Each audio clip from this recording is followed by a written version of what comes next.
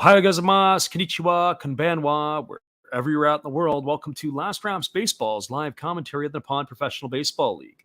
Commentary and views are our opinions and are not affiliated with the NPB, the Pacific League, Central League, or their sponsors. We are giving English reports on the game being played and hope that English-speaking fans around the globe can enjoy the games on YouTube and Twitch along with us. Tonight from the PayPay Dome in Fukuoka, we are bringing you the Saitama Seibu Lions and the Fukuoka SoftBank Hawks. It is the second game of the three-game series in Fukuoka. And we are going to give you the starting lineups first for the Saitama Seibu Lions. Leading off and playing second base, wearing number 5 is Shuta Tonosaki. Batting second and playing shortstop, wearing number 6 is Suzuki Genda. Hitting third and doing the catching, wearing number 10 is Tomoya Mori. The cleanup spot and batting and wearing number 3 is Hitaka Yamakawa. Batting fifth and playing third base, wearing number 39 is Ninting Wu. Batting sixth in right field, wearing number 53 is Ito. Batting seventh and playing first base, wearing number 33 is Jansen Witt.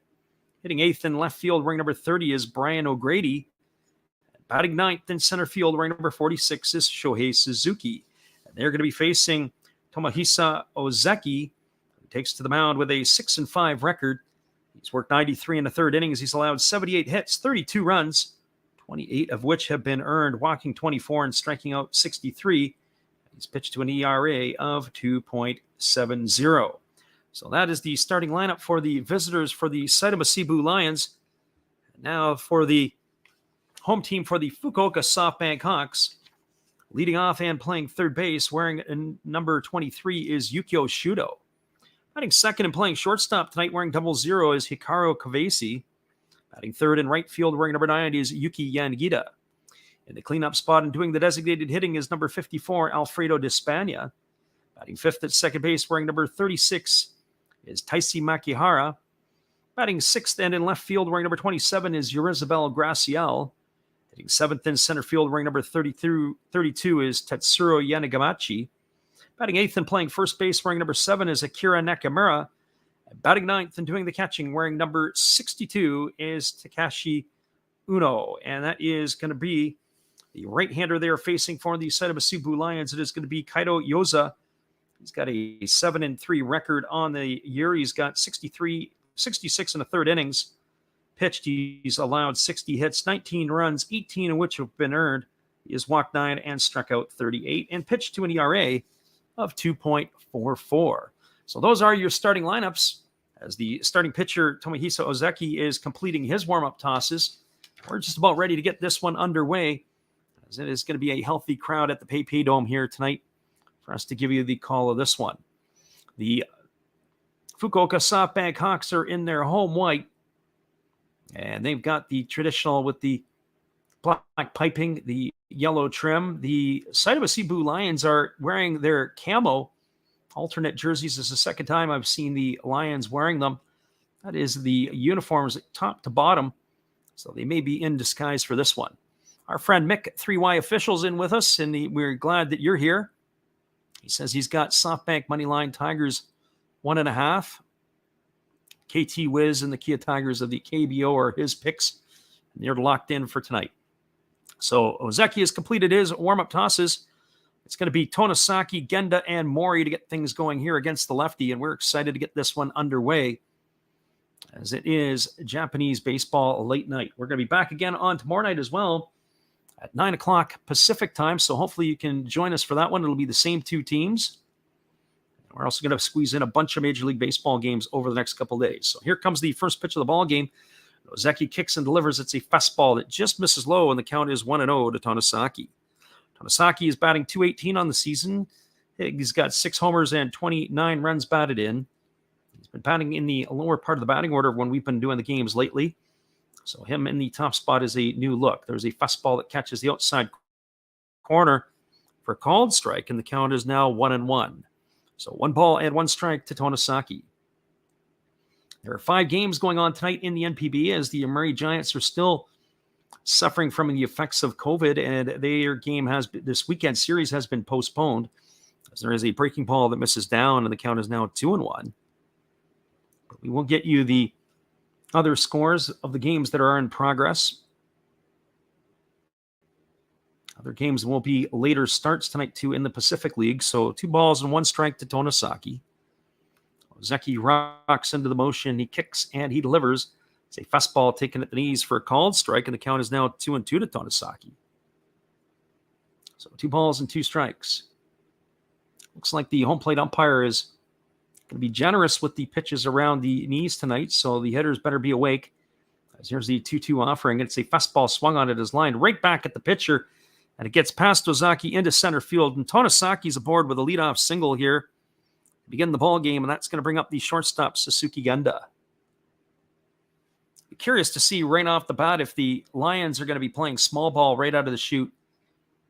Genda does like to bunt, and he does square around. And I wonder if the Lions are going to seek some momentum and try to get it right here by pushing Tonosaki into scoring position straight away. So Genda steps to the plate. He's batting .257. He's got a homer and 8 RBIs on the year. He bats from the left side against the left-handed throwing Ozeki. Ozeki holds at the chest, and now he kicks and delivers. It's a fastball that misses upstairs, and the count is 1-0. So no sign there of Genda squaring to bunt.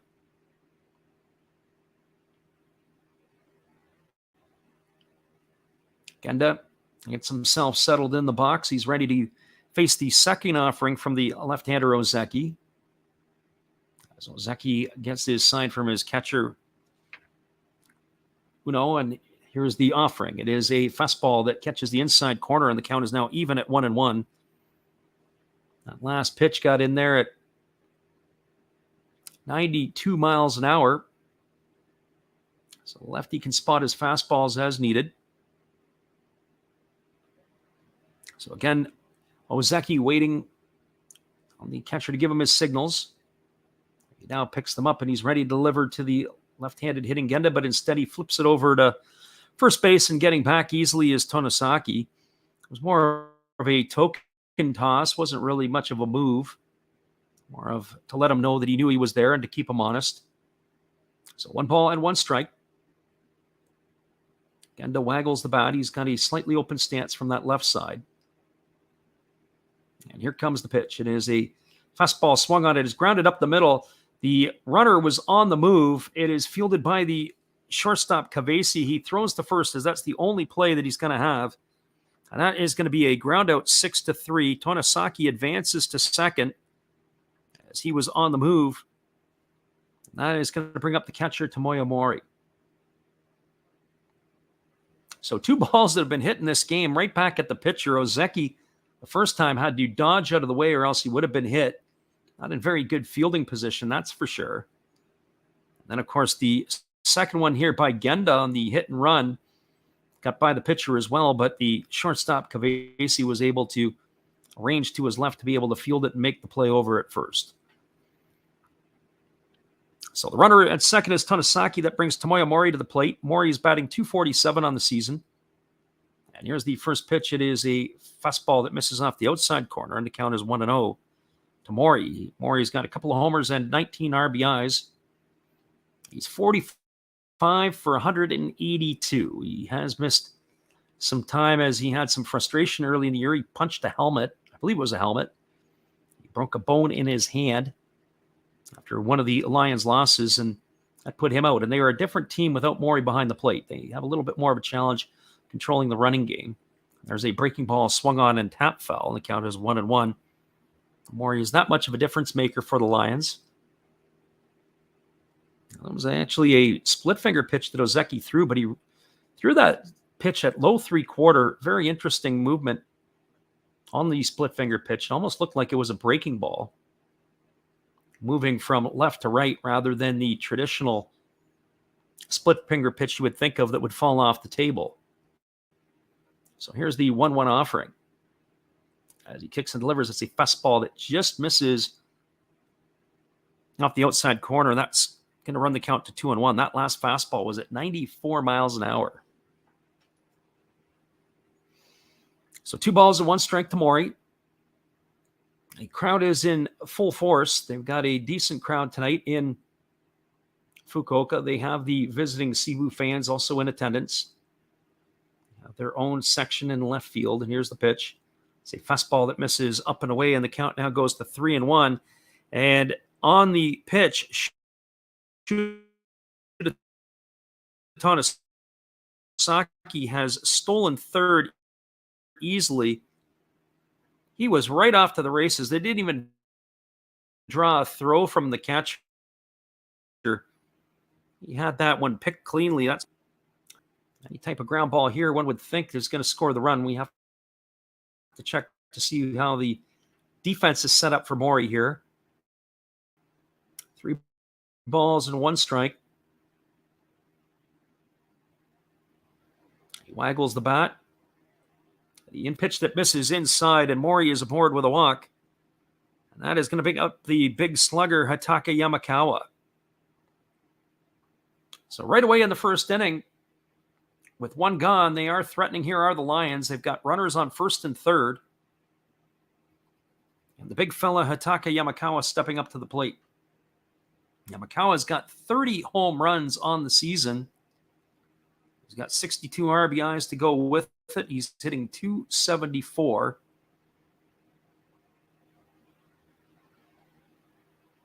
So the big fella steps in.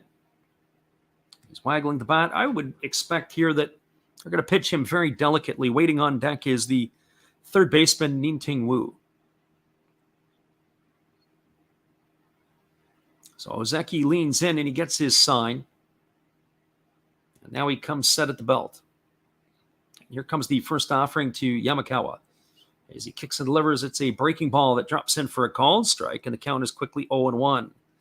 So no balls and 1 strike to Yamakawa. Again, I'm a little bit confused on the pitch because it was actually a split finger pitch. As we said, Ozeki throws that very low 3/4 arm. It has the similar movement as a breaking ball would be. Your traditional split finger pitch would have more of the 12-6 type of movement, or it'd fall off the table. This one's moving more left to right, so it almost looks like a breaking pitch. There is a fastball that misses down, but the hitter Yamakawa checked his swing. They appealed over to first base, and they say that he went. So that's going to run the count now to 0-2. So no balls and 2 strikes. Our friend Mick says he did a quick money line on the Cubs before they scored, and now they're up 2-0. I haven't checked in after the game ended to see what the scoreline is. I was going to take a peek at Seiya Suzuki if he had played tonight. There's a pitch. It's a breaking ball that misses down, and the count is now 1-2 to Yamakawa. So Ozeki head in the count here with 1 ball and 2 strikes. The runner at third is Tanasaki. The runner at first is Mori. There's 1 gone here in the top of the first inning. The Lions are threatening here, looking to open the scoring with the big slugger Hataka Yamakawa at the plate.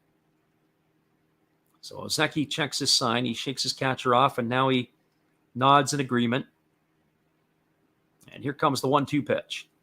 That's the breaking ball swung on. This ball is belted to deep right field, and this ball is trouble, and this ball is off the wall. It is fielded by the right fielder, Yanagita. 1 run is in, and Mori is going to stop at third. It's going to be a long single for Yamakawa. And the Saitama Seibu Lions have opened the scoring up here 1-0 on the single by Yamakawa. He's going to go get himself an RBI. And that is going to score the first run of the game as Tanasaki has crossed the plate for a Lions lead 1-0. Mori stops over at third, and then it's going to bring up the third baseman, Nin-Ting Wu. That ball did not miss by much. We had to wait. It hit probably about 7 or 8 inches below the fence and right field. It was that close to going out. So the Hawks can consider themselves lucky, as the big fella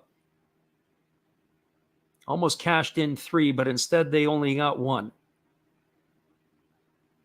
And getting ready to come into the game is the pitcher Yoza, who's playing catch in front of the dugout. It's one thing I like about Japanese baseball is the pitchers can get up and start playing catch in front of the dugout before they come in. And there's a first pitch that is swung on and fouled off, and the count is quickly 0-1 to Nin-Ting Wu. For Wu on the season, he's batting .224. He's got 3 homers and 17 RBIs. He digs himself in. Left-hander against the left-hander. Ozeki gets the sign from his catcher, and now he comes set. And he kicks and fires. It's a fastball that misses inside, and the count is now 1-1. So 1-1 to Wu.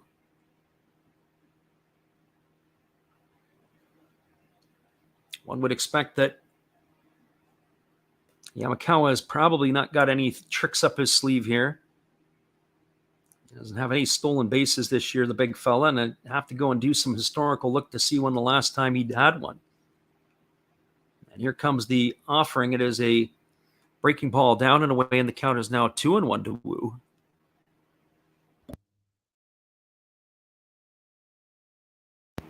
Our friend Mick said Suzuki in the Cubs game made some clutch catches tonight. As I said, I haven't peeked in on that. Since he's come back from the injury, he has performed very well.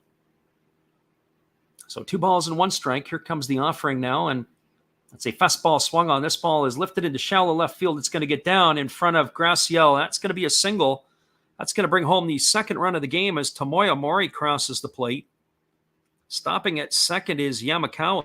That is going to bring up the right fielder, Ito. So Wu gets himself an RBI. Single on the base hit to left field, and now Ito steps to the plate. So the Lions are roaring here in the top of the first inning. At the PayPay Dome. And Ito steps to the plate. He's batting .239. He's got 7 homers and 17 RBIs. So already in the first inning, a crooked number on the board for the Saitama Seibu Lions. Another game that we did earlier tonight when we watched the Houston Astros and the Seattle Mariners, I anticipated that it would be a good pitcher's duel between Robbie Ray and Justin Verlander. Verlander got to his 84th pitch in the 8th inning. At 7 1/3 innings pitch, Robbie Ray had thrown 84 pitches in 2 2/3 innings.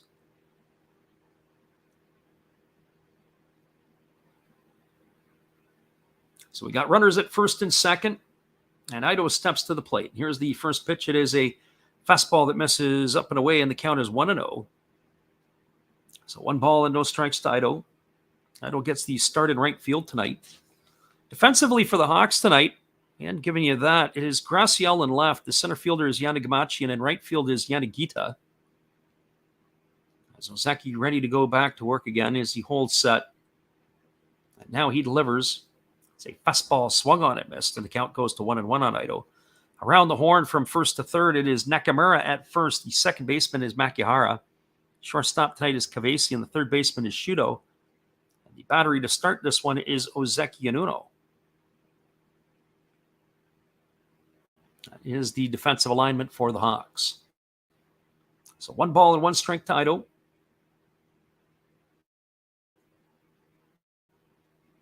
Left-hander checks the runner at second, Yamakawa, and he kicks and delivers. It is a fastball swung on and missed.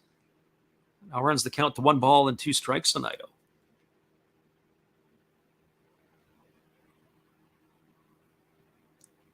It'll be Jansen Witt here to follow, and then Brian O'Grady. 2 import players are 7 and 8. Our friend Mick is telling us that I assume that's the Cubs are now up 4-0 against the Giants. Going to squeeze one of those games in that series and maybe Sunday night baseball. And there is a breaking ball swung on. It is grounded over to short. They flip it to second for 1, back to first. And that is a double play. Ito grounds into the double play of the 6-4-3 variety. That erases Wu at second base on the double play. And that will do it here for the Lions in their half of the first inning. But there's damage done. They got 2 runs in the inning on 3 hits. There were no errors and 1 runner left aboard. We're through a half inning. It's the Saitama Seibu Lions to the Fukuoka SoftBank Hawks coming to bat. Stick around, everybody. We'll be back with the call at the bottom of the first after this. We appreciate you guys for being here and checking in. Here is our friend Steve Rademacher. Hello. Hello guys, thank you for joining Freddie here on his baseball game. And I'm Steve Rademacher, and my channel is really all about everybody, including all my international friends. We have such stuff as non-sport packs from Canada, the OP Cheese. We have the Greek Freak. We have money from around the world. We have lira. We have yen. We have francs. We have pounds. We have Deutschmarks. We have all kinds of cool stuff like that. We even have some cooler things like Japanese women wrestlers and OP-Chi baseball cards where I cannot read the back. We even have unopened material like the royal family, I know it's backwards, from London, England. Thank you for watching. Back to Freddie. Appreciate you there, Steve. And we're ready to get to the bottom of the first inning pretty quickly as the right-hander Kaito Yoza is on the hill. Right-hander for the Lions is 7-3 on the year, 66 and a third innings. He is a sidewinder. I've not seen him pitch yet this year for the Lions, so I'm interested to see how Yoza is going to perform. He has allowed 60 hits in that 66 and a third, walking only 9 and striking out 38. I think the most impressive part of those stats is only the 9 walks in those 66 and a third innings. So he is a strike thrower, and we expect that there is going to be action to be put in play tonight. And we have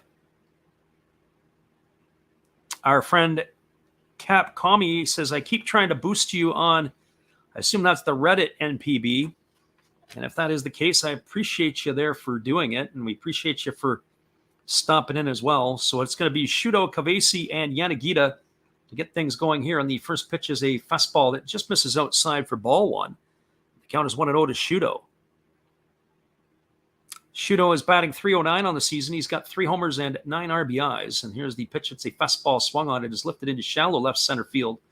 Drifting over underneath it is the center fielder Suzuki, and he makes the catch. That is going to retire Shuto for the first out of the inning. So 1 up and 1 away, and that's going to bring up the shortstop Hikaru Kavesi. And we do appreciate the folks that do come in and listen. And the fellow over there at the Reddit page, the NPB Reddit page, the English one, he does a pretty good job. I believe he's a Occult Swallows fan. That's the one who does the Twitter account or the Twitter feed. So here's the first pitch. It is a fastball that misses outside to Kavesi. The count is 1-0. Kavesi gets the start at shortstop tonight. He's batting .263. He's got no homers and 5 RBIs. There's a fastball taken for a called strike, and the count goes even at 1-1. So 1 ball and 1 strike. Kavesi bats from the left side against the right-handed throwing Yoza, who kicks and delivers. It's a fastball that catches the outside corner, and the count now goes to 1-2.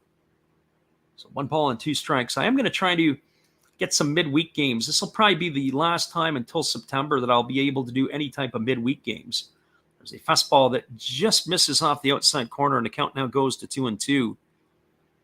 So we'll have to adjust the schedule for the Tuesday, Wednesday, Thursday, Friday Japanese time games.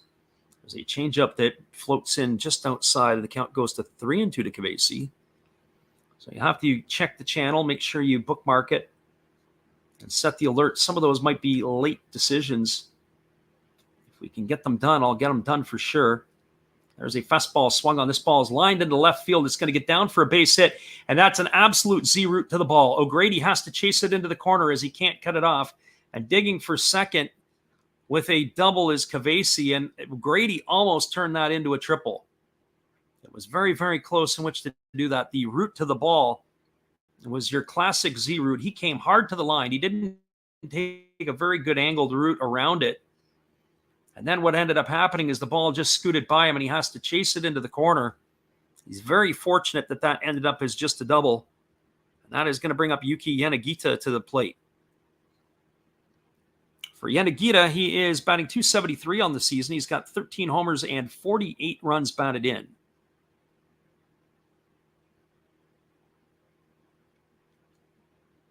He also bats from the left side against the right-hander Yoza. And here comes the first pitch. It is a fastball swung on. This ball is lined into right field. It's going to get down for a hit. And stopping at third is the runner Kavesi. He had to wait because that ball hung up a little bit on the line. As Yanagita hit that ball right on the screws, he was concerned if that ball was going to get caught or not. So now the Fukuoka SoftBank Hawks have something brewing here in the bottom half of the first inning. That's going to bring up the designated hitter, Alfredo Despania. For Despania on the season, he's batting .240. He's got 5 homers and 8 runs batted in. And right now, the Lions catcher Mori taking charge steps up in front of the plate as he's flashing the signs for the first and third defense. Looks like everybody is in agreement. They know what they're doing. Jansen Witt as the first baseman tonight. We've seen Hataka Yamakawa sometimes at first base, and he can be an adventurous defensive player. Called a game about a week or so ago on one of the bunts. He threw the ball to third base, and there was nobody there. There was a fastball taken for a called strike, and the count is 0-1. So no balls and 1 strike to Despania.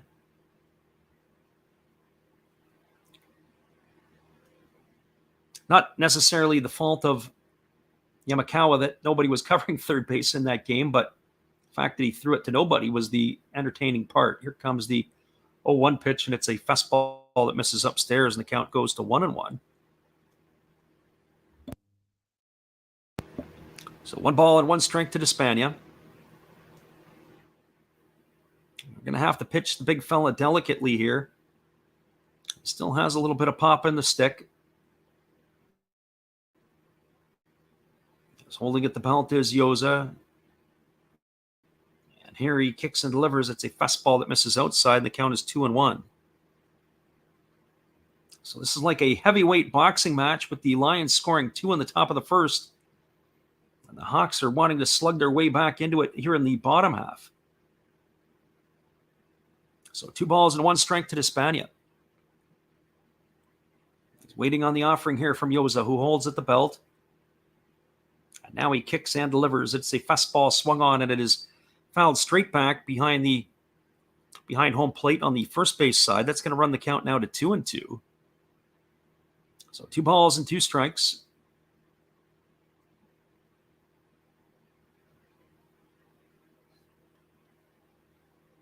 Just as a reminder, we will be back on with these same 2 teams tomorrow night, 9 o'clock Pacific time in North America, or midnight Eastern. If you're up and you want to listen in, here comes the 2-2 offering. As Yoza kicks and delivers, it is a fastball swung on, and that's tap foul. The third baseline, it's going to keep the count at 2 balls and 2 strikes.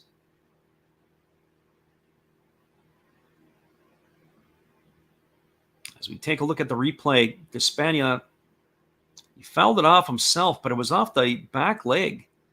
Normally hitters, they wear the shin guard on the lead leg because of a long swing. They usually foul it off the front foot. It was kind of strange as it went off the back foot of the veteran. So 2 balls and 2 strikes it is. The umpire, of course, customarily gets out and dusts off the plate to give him a little bit more time to reset himself. So here's the 2-2 offering from Yoza. He kicks and delivers. It's a fastball that misses outside, and the count now goes to 3-2. Well, keep an eye on Yanagita. If they put him in motion to try to stay out of the double play. Yanagita doesn't run like he used to. He's only got 1 stolen base this year. But he can move when he has to, so we'll keep the eye on the runner at first. Despania waggles the bat. Yoza gets the sign, and now he delivers. Here's a fastball swung on. It is grounded over to the second baseman. They throw to second for 1, back to first, and that is going to be a twin killing. That's going to go down as a 4-6-3 double play. So for the Fukuoka SoftBank Hawks, they got no runs in the inning. There was 2 hits. There were no errors, and they strand a runner aboard. We are now through 1 complete. It is the Seibu Seibu Lions 2, the Fukuoka SoftBank Hawks nothing. Stick around, everybody. We'll be back in just a couple moments with the call right after this.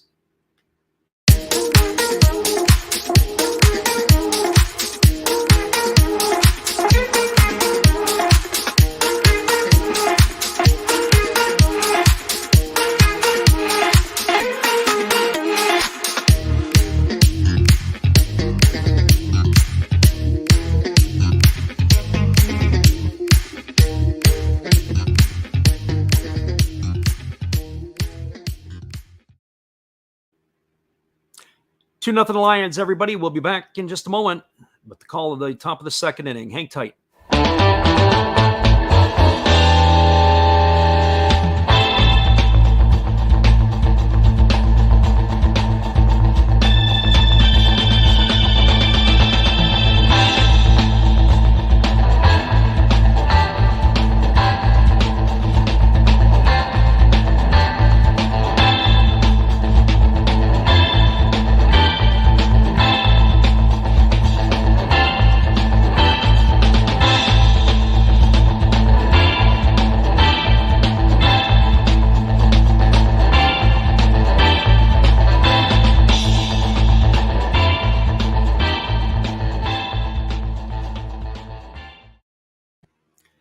Welcome back, everybody. We are moving to the top of the second inning. It's going to be the 7, 8, and 9 hitters coming to bat for the Seibu Lions. That means it's going to be Jansen Witt, Brian O'Grady, and Shohei Suzuki.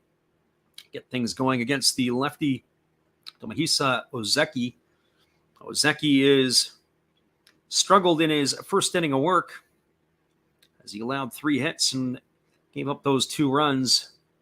But he is going to have to settle down to get himself into the groove. And sometimes you see that with starting pitchers. Once they can survive the first inning, they get onto a groove and they're able to continue to roll. We'll have to see if that's what is in the cards for Ozeki. And here comes the first pitch offered up to Jansen Witt. It's a fastball taken for a called strike, and the count is 0-1. Witt on the season is batting .198. He's got 12 homers. He's got 2 homers and 12 RBIs. Check that there. We've seen Witt play a little bit here recently, and he's swung the bat a little bit better. There's a fastball swung on. This ball is belted into deep left center field. Racing back, and they can't make the catch as Graciel. It hits his glove, it's down, and Witt is going to be standing on second base. We're going to have to see how they're going to score that one. That ball is going to be scored as a hit. It might be a generous hit. I'd like to see that again on the replay. And the ball was absolutely scorched. It was into the left center field gap. Graciel had to go a long way. He reached out to catch the ball, and it hit off his glove. Ended up getting down, and so he's got himself a double, does Witt. And that's going to bring up the left fielder, Brian O'Grady. So for O'Grady, he's got 13 homers and 38 runs batted in. He had a homer in last night's game. Things going for the Lions, and so here he steps up to the dish, batting from the left side against the left-hander Ozeki. And the first pitch is a fastball that misses upstairs, and the count is 1-0. And we got our friend Alexander Leggett in the house tonight. Now we can officially get things going. Welcome, Alexander. As the fastball misses to O'Grady, so 1-0 to Brian O'Grady. Going to be a busy weekend here on the channel. We'll be back with these same 2 teams tomorrow. We're also going to squeeze in a couple of major league games over the rest of the weekend, and including on Monday as well. Here comes the pitch. It is a breaking ball waved at and missed, and the count now goes to 1-1 on O'Grady. So 1 ball and 1 strike.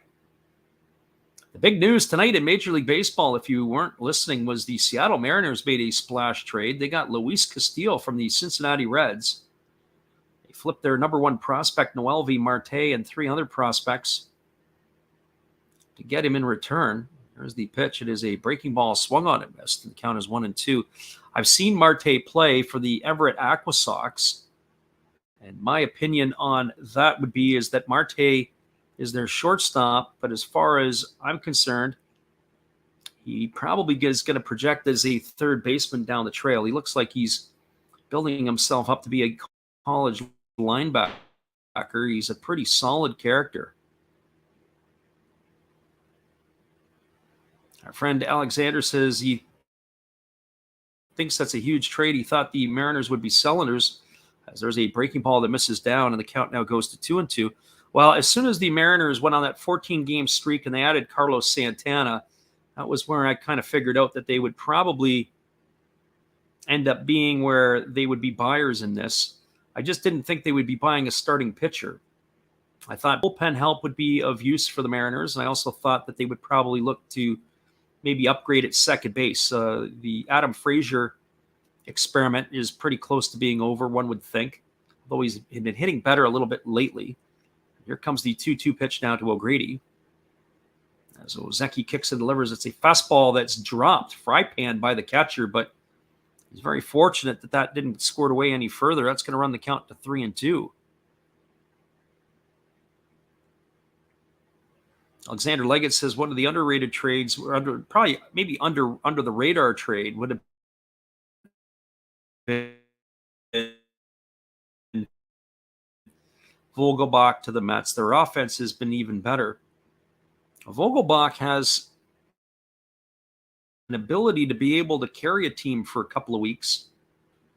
Seen that in Seattle and Toronto and Milwaukee in years past. And there's a breaking ball swung on and missed. And O'Grady is retired on strikes for the first out of the inning.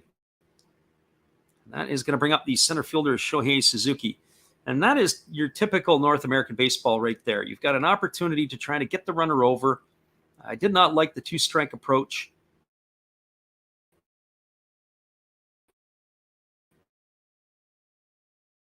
Not a big fan of this at all. And we now have the pitching coach, Aki, and the RB stepping up to the plate here. Our friend Mick says that final score was 4-2. That was, I assume, the Cubs over the Giants. He was chatting about that earlier on. So the runner at second is Jansen Witt. And you've got Brian O'Grady gone for out number one, and Shohei Suzuki is stepping to the plate. Yeah, our friend Alexander says, yeah, waving his cane at the TV. Yeah, the problem is that there's a terrible two-strike approach. That's number one. The second part is wasn't able to advance the runner over to third, because even if he could have done that, you've got so many other ways to score him from third. Pass ball, wild pitch, sac fly. Now you got to get yourself a base hit here to do something. And there's a fastball that's swung on. It's a check swing foul. It was lined right off by Shohei Suzuki, and it sent the on-deck hitter Shuta Tonosaki diving for cover. It was a check swing, and that one there almost took him out. He absolutely almost got roughed up big time. Unbelievable.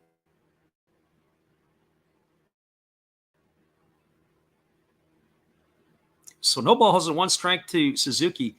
You know, you think about some plays, it's very rare that an on-deck hitter actually gets hit. I remember a number of years ago, ended the career of, I believe it ended the career of Juan Encarnacion, former Marlin Tiger, St. Louis Cardinal. He was an outfielder, and he was standing in the on-deck circle, and he took a foul ball in the face, and he never had the same vision after that.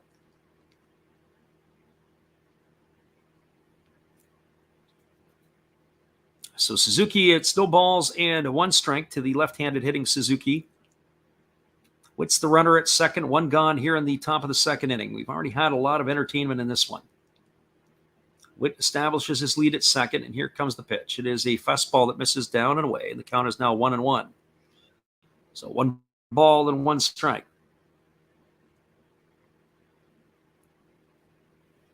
I often wonder about the Japanese a little bit. I was talking to a customer of mine today, and we were chatting about a former NPB player who lives in my area here, former big leaguer, and we're talking about one of the things that they expressly put in the contract. There's a breaking ball that is swung on and fouled away. The count is 1-2. When this particular player went over to play in Japan, he had to agree that as a pitcher, he was going to adhere to the training regiment that they put their pitchers through. And for those of you who are joining us, the pitching or the throwers, they throw a ton in Japan. A lot more than, and they train differently than we do here in North America. And here's one ball and two strike pitch now to Suzuki. Now, I think his career lasted about 3 NPB games. And here's the pitch. It is a fastball that just misses low, and the count now goes even to 2-2. Again, this is through the customer of mine who was saying, he said he could not handle the load that he was expected to be under. He played with Tohoku. I think it was 3 big league appearances, and that was about it, or NPB appearances, and that was about it. And he packed up ship and came back to North America injured. He couldn't sustain it. There's a fastball swung on it. It's grounded softly over to the shortstop. It is fielded neatly by Kavesi. He throws to first, and that's going to retire Suzuki. But on the slow bounder, Jansen Witt is going to advance over to third. So that's going to be a ground out 6-3.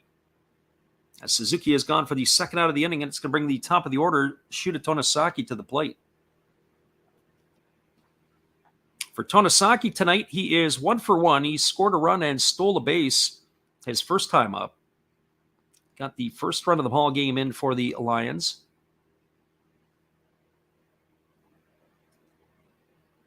So Witt establishes his lead over at third. So that goes back to the point I made about O'Grady. If O'Grady would have been able to even ground out to the right side, now that ground out probably would have scored Witt from third base, even though it was a ground ball to the shortstop.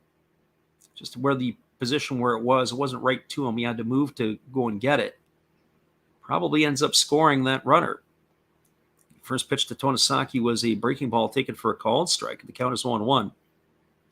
But now you've left it up into the hands of the top of the order to have to do the damage. Here's the pitch. It is a breaking ball that misses upstairs, and the count goes to 1-1.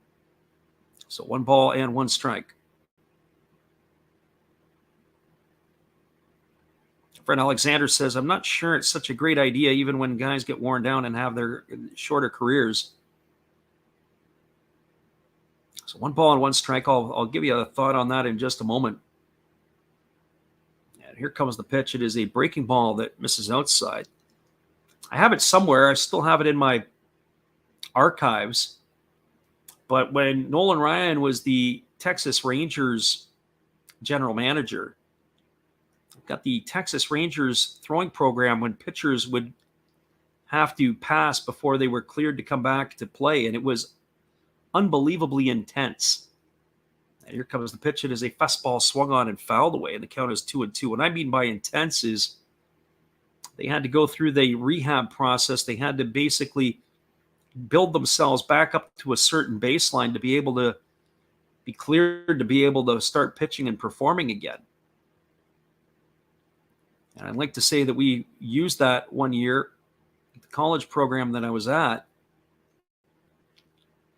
for our pregame or for our preseason regime for our players. And some of our players were going to be left for dead.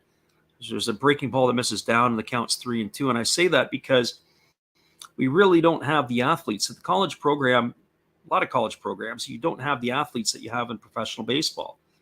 And so that just goes up a whole other level. When you have college athletes there are some players who will become pros and some guys who just need that extra time to develop. As Pete is listening in, thanks for stopping in, Pete. Here's the 3-2 pitch, and that's a breaking ball that misses down. And Tonosaki is going to be aboard with a base on balls. It's going to put runners on the corners, and that's now going to bring Suzuki Genda to the plate. Basically, the college athletes are not at the same level of the professional athletes. And so to ask them to do some of the things that the professional players are asked to do, they are basically incapable of it, not because maybe they can't do it or don't want to do it. It's because they just don't physically have some of those tools. Size is one and athleticism is the other. But that Texas Ranger throwing program was very, very, very intense. So that brings Suzuki Genda to the plate. He grounded out his first time up. He's 0 for 1 tonight.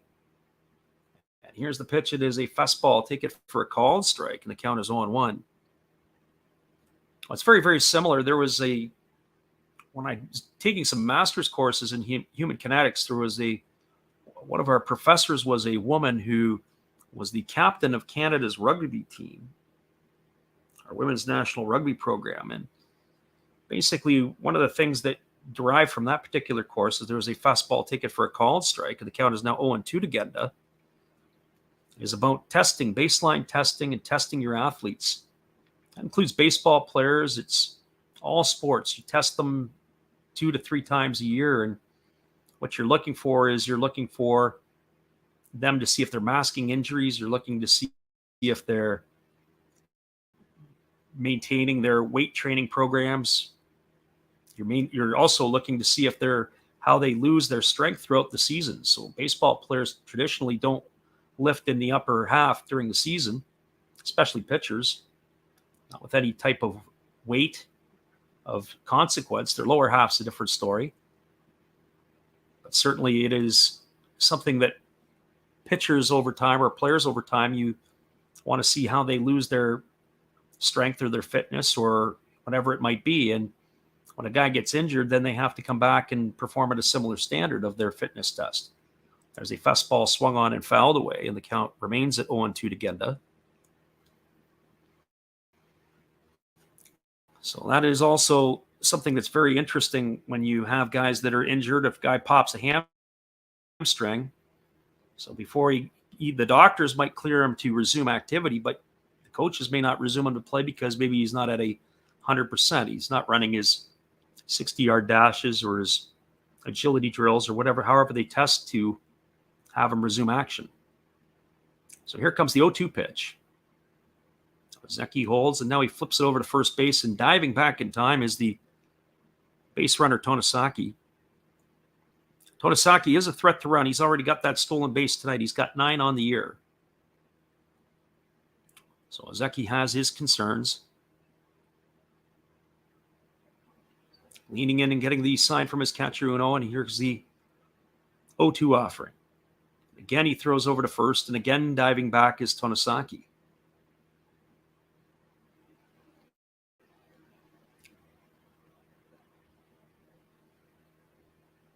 So no balls and 2 strikes to Genda. The runner at third is Witt. The runner at first, Tonosaki.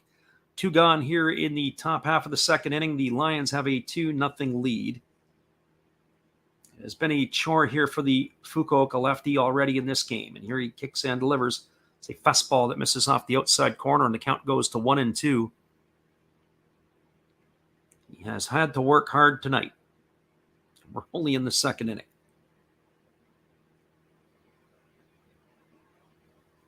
It is all bunched up atop the Pacific League. There are 5 teams all battling for the top position. The only team that is cut adrift is the Hokkaido Nippon Ham Fighters, and they're probably already the also-ran of the Pacific League this year. Here comes the pitch. There's a breaking ball swung on. That's his line. Foul into the seats just past third base.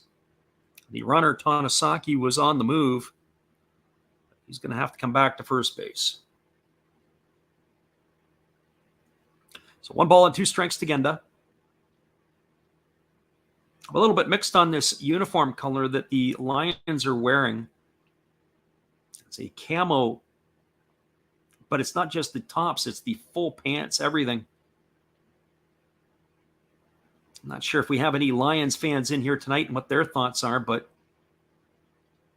it's not something I can get used to. I think it almost is to the point where it looks mustardy.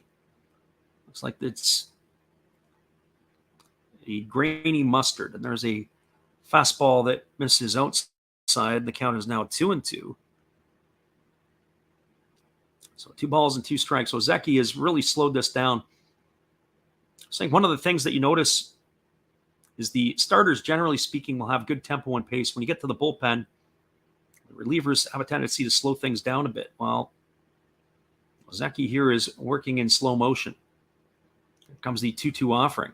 And there was a fastball swung on. This ball is lifted into left field. It's going to get down for a base hit, and it's going to get all the way to the wall. Witt is going to score. Tonosaki digging around second, digging around third, heading home, and he is going to score as well. And Suzuki Genda has got himself a double, knocking in a pair of runs. As Tonosaki and Witt have been cashed in to increase the lead to 4-0. We've got Phillips Lazarchik, if I've said that correctly in here. We thank you for stopping in tonight. He asked the question about, does anyone have the stream? Well, maybe our friend Alexander Leggett could give you some insight and help you out on that one there. And if not, we can help you out a little bit. We can't post the links in here. We'll get ourselves in trouble. We can give you some direction as to how to do it.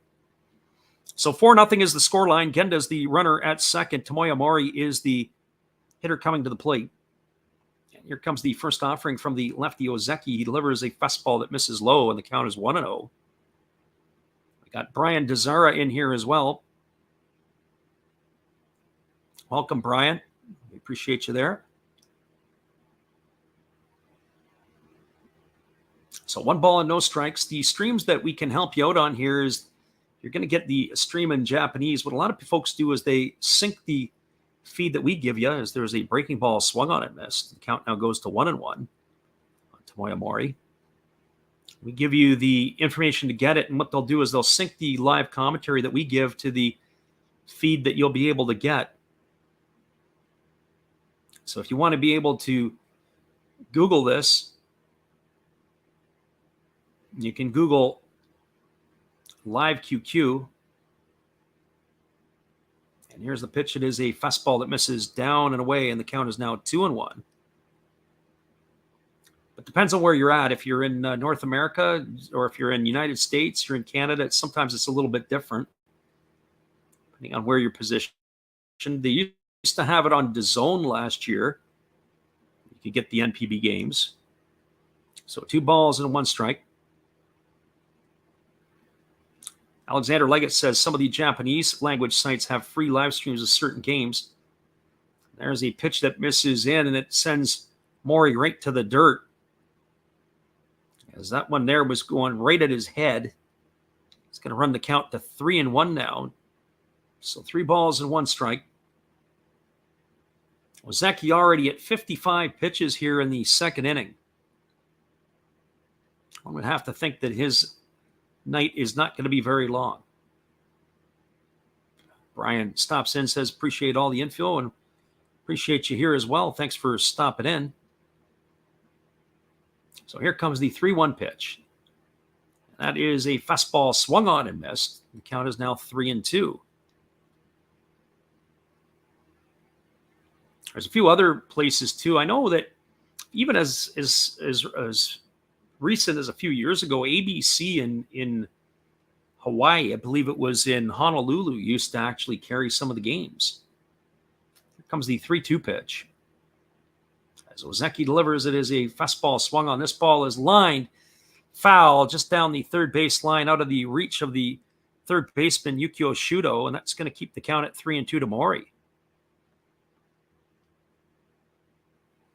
Our friend Phillips Lazarchik, I hope I mentioned that right, says he'll be subscribed to this channel, and we appreciate that.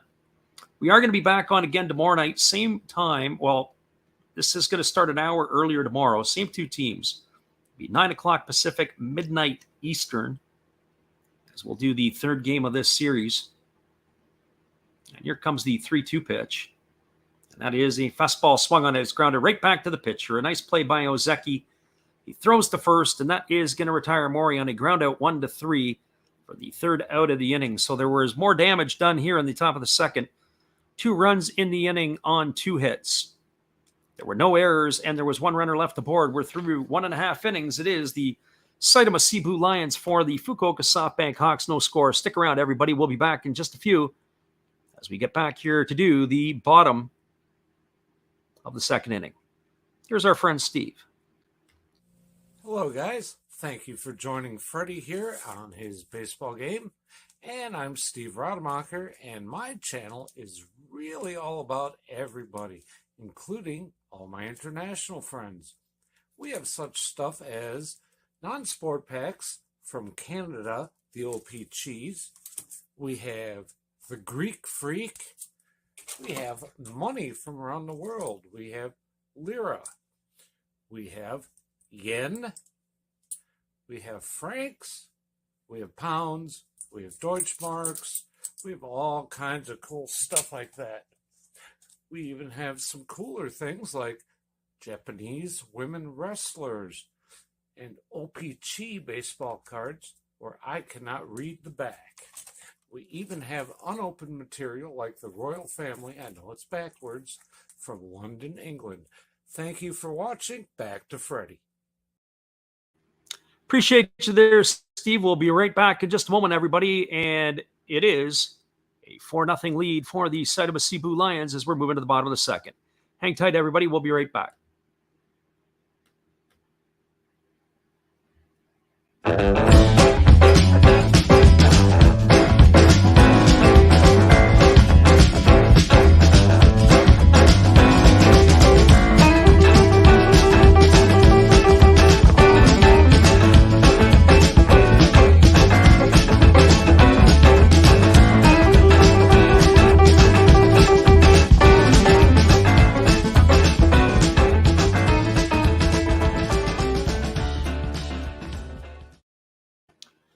Welcome back, everybody. It is the bottom of the second inning. It is going to be Taisi Makihara, Yurizabel Graciel, and Tetsuro Yanagamachi to come to face the right-hander Kaito Yoza, who's on for his second inning of work. And the first pitch is a breaking ball that misses low, and the count is 1-0. Our friend Pete asks, he says, can you update the score on the rolling ticker? Usually what I do, Pete, is you'll kind of get into the groove. We do it at the in-between innings rather than in the middle of the inning. There's a fastball swung on it, is grounded softly over to second. It is fielded by Tonosaki. He throws to first. That is going to retire Makihara on a ground out 4-3 for out number 1. So 1 up and 1 away. It's going to bring up the left fielder, Yurizabel Graciel. So usually we'll update it at the end of each of the half innings. Unless, of course, I have to run to the washroom or get a drink or something along those lines, then it might be a little bit tardy, but we usually do it those bottom half or top half of the innings. So that brings Graciel to the plate. He's batting .287 on the season. He's got 5 homers and 26 runs batted in. He bats from the right side against the right-handed throwing Yoza, who throws a 99-kilometer-an-hour pitch up to the plate for a called strike. The count is 0-1. So here's the pitch. It is a fastball that misses down and away, and the count is 1-1. And I say fastball because sometimes this pitcher here doesn't throw particularly hard, but he does work quick. And there's a fastball swung on. This is lined into left field, right to the left fielder, O'Grady. That is going to be a base hit for Graciel as he's aboard with a single, and that's going to bring up the center fielder, Tetsuro Yanagamachi. For Yanagamachi, he is batting .288. He's got no homers and 26 runs batted in.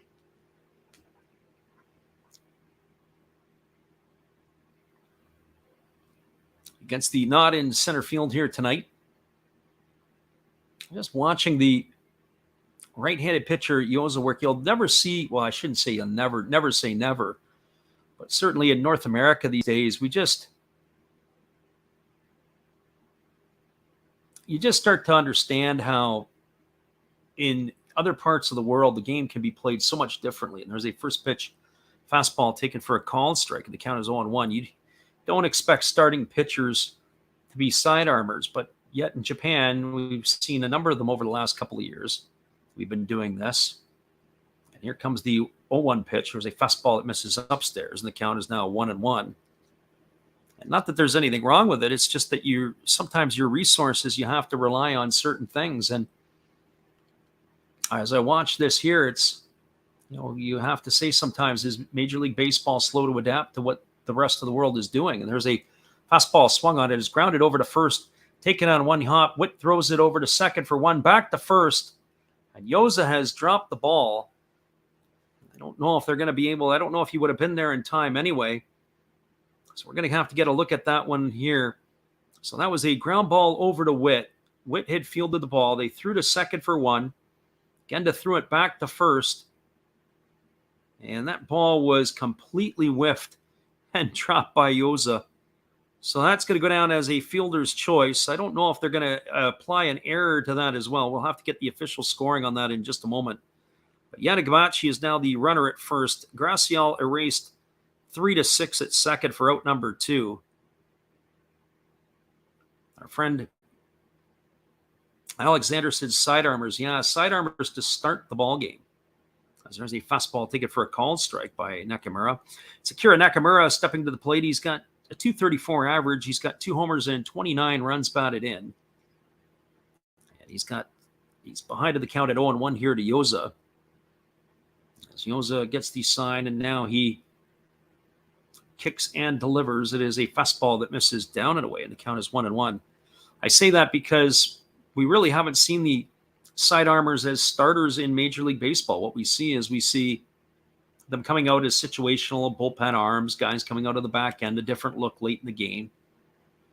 But in Japan, Ray Takahashi, who pitches for the Fukuoka SoftBank Hawks, he started a number of games last year, and there's a fastball swung on. This ball is lined, and a leaping catch by the second baseman, Tanasaki, to haul it in, and that is going to retire Nakamura for the third out of the inning. He crawls the ladder. That ball was hit right on the screws. Nice play by the second baseman, and that is going to end the inning here for out number 3. There was no runs, 1 hit, no errors, and 1 runner left aboard. We're now through 2 complete. It is the Seibu Seibu Lions 4 and the Fukuoka SoftBank Hawks nothing. Stick around, everybody. We'll be back here in just a half a moment after this. Another one of our Japanese Baseball Hall of Fame memories.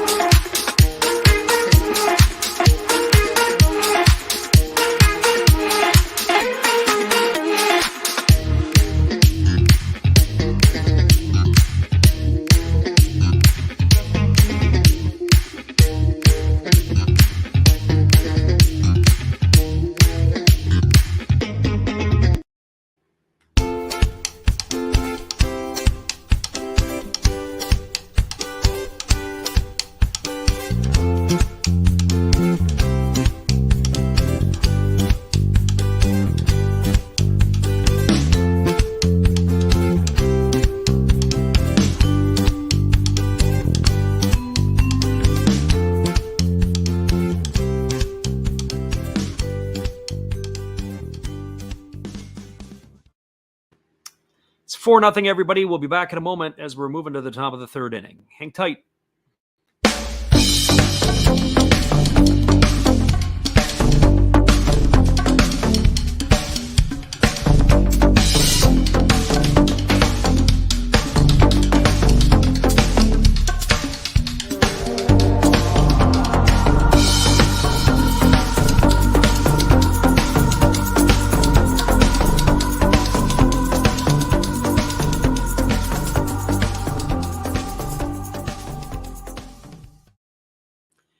Welcome back, everybody. It is going to be the heart of the batting order coming up for the Seibu Seibu Lions. That means Hitaki Yamakawa, Nin Wu, and Naito.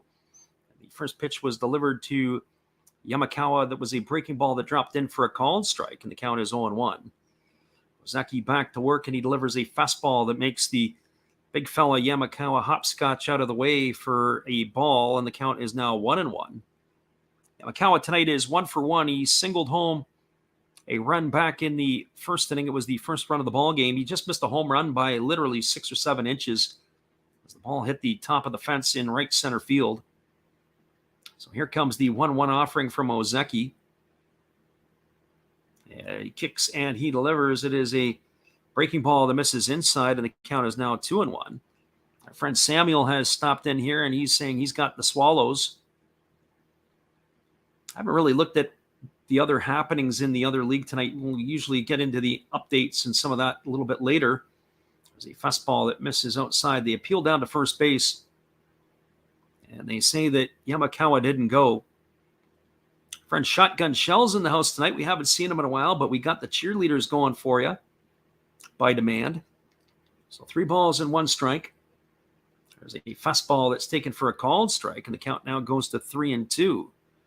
So 3 balls and 2 strikes. We're working on another one coming up. So 3 balls and 2 strikes to Yamakawa. Ozeki ready to go back to work. He kicks and delivers. And there is a fastball swung on. It is pop foul right behind home plate. The count remains at 3 balls and 2 strikes.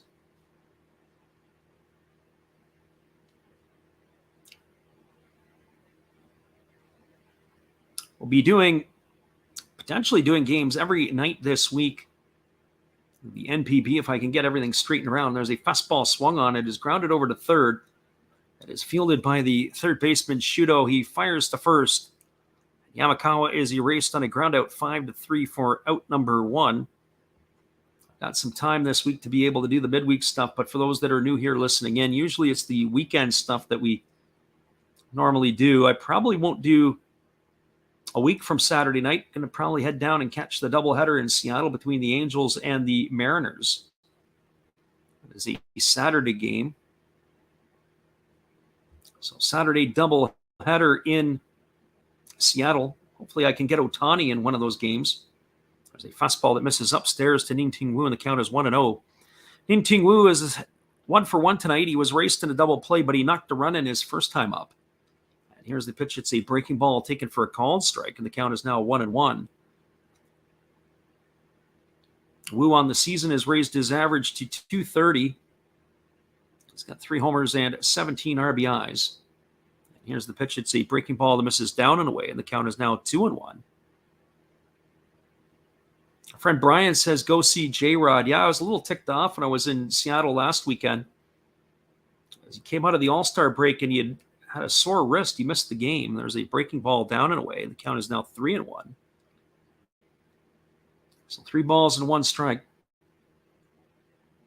And I have to say, from what I've seen, J-Rod is the real deal. I mean, of course, last year, if you were watching the Olympics in Japan, he was playing for the Dominicans. Here's the 3-1 pitch, and it's a fastball that misses upstairs. And Wu is aboard with a 1-out walk here in the 3rd inning, and that's going to bring up the right fielder, Ito. So for Ito, he's batting .239 on the season. He's got 7 homers and 17 RBIs. He's 0-for-1 tonight. He grounded into the 6-4-3 double play to end the 1st inning. Our friend Phillips Lasarchik says, who do you like in the Angels-Mariners game? Well, that's a week from tomorrow, so it'll be a doubleheader, and I have to look at the pitching matchup. There's a fastball that misses outside, and the count is 1-0. So 1 ball and no strikes to Ito. Pete says, do you think this game will be under 8.5? Ooh. I think there'd have to be a heck of a turnaround with the pitchers in this one here to see that it's going to be under that, Pete. There's a fastball swung on and missed. The count is now 1-1 to Ito. There is action up and scurrying in the Fukuoka bullpen. Some of the pitchers are up and getting themselves stretched out. 72 pitches already for the starter here in the 3rd inning.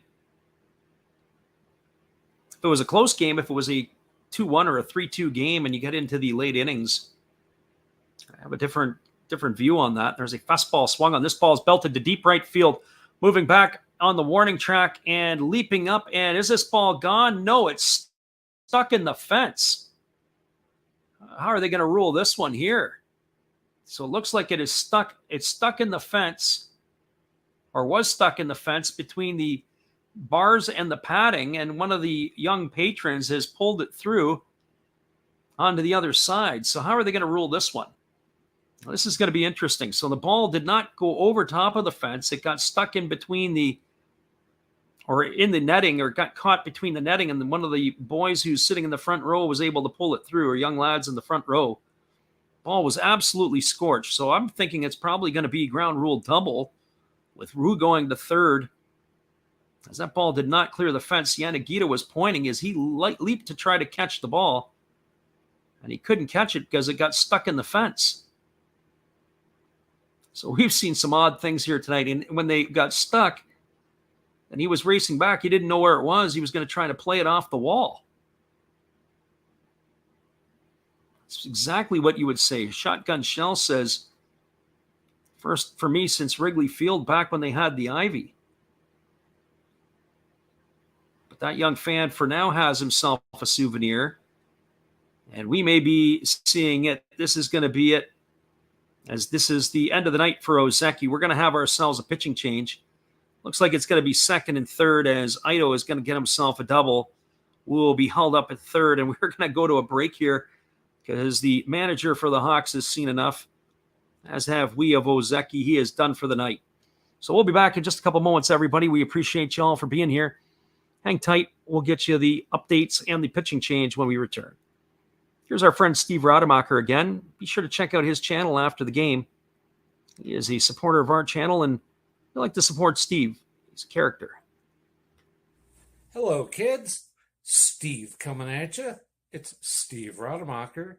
And if you like interesting stuff, if you like to laugh a little bit, and if you enjoy collecting, this channel's for you. If you like non-sport cards, we have them. You like pseudo-sport cards, we open them. Even if you like entire boxes of completely pointless stuff or other sports, we have everything here.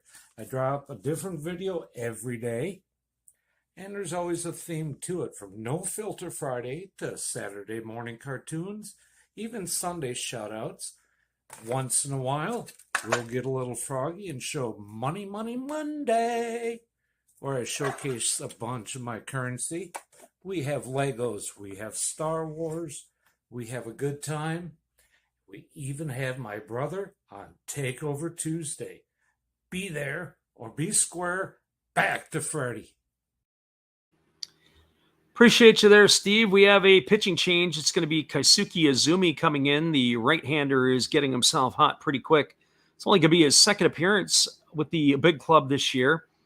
He has worked in one inning, and he's got pretty much a clear stat line. He's got 2 strikeouts, no hits, no walks allowed. So Izumi is coming in. This is his 4th year with the Hawks. He appeared in 31 games last year, 40 the year before. So Izumi taking over here in the 3rd inning. The starter Ozeki, who is done for the night. And he is going to be entrusted to have to face Jansen Witt. It'll be Witt and then O'Grady to follow.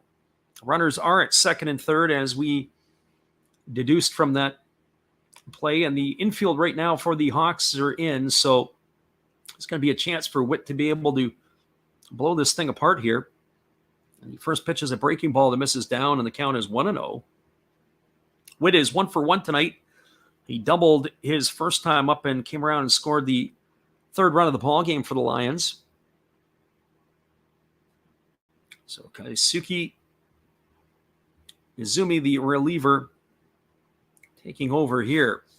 This is the first time I think I've seen Izumi in the time we've been watching the games over the last couple of years. Here comes the 1-0 pitch.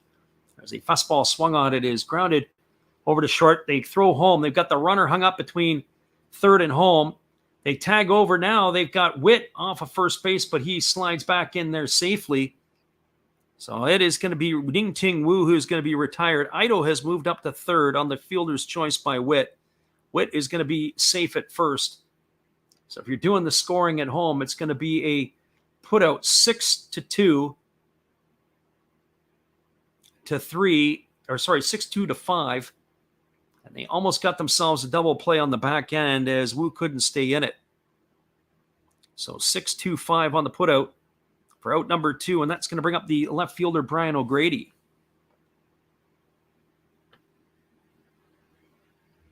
So for O'Grady tonight, he is 0 for 1. He struck out his first time up. His average has dipped on the season to 228. He's got those 13 homers and 38 runs batted in. And here's the pitch. It is a fastball swung on and missed, and the count is 0-1. Our friend Samuel says, I'll take my winning pick as a souvenir. Yeah, that would be a great winning pick. For those of you who aren't aware, but balls that go into the stands in Japan, foul balls, home run balls, they have to be returned. You don't get a chance to keep those. Here's the pitch. It is a fastball that misses down, and the count is 1-1. I am excited for next year. We're going to be calling the games in the World Baseball Classic. I'm already excited for some of that stuff. We're looking forward to that. Don't think I'm going to be looking in on the qualifying games. Although I did see the qualifiers and how they're going to play out. I think that's kind of cool that they have pools of teams and where they're going to play. I see there's 2 qualifying pools. One of them is in Regensburg, Germany. There's a breaking ball swung on and missed, and the count now goes to 1-2. If you ever get a chance when you're over in Europe to get to Regensburg, it's a great facility. It would be like any other minor league park you would see in North America.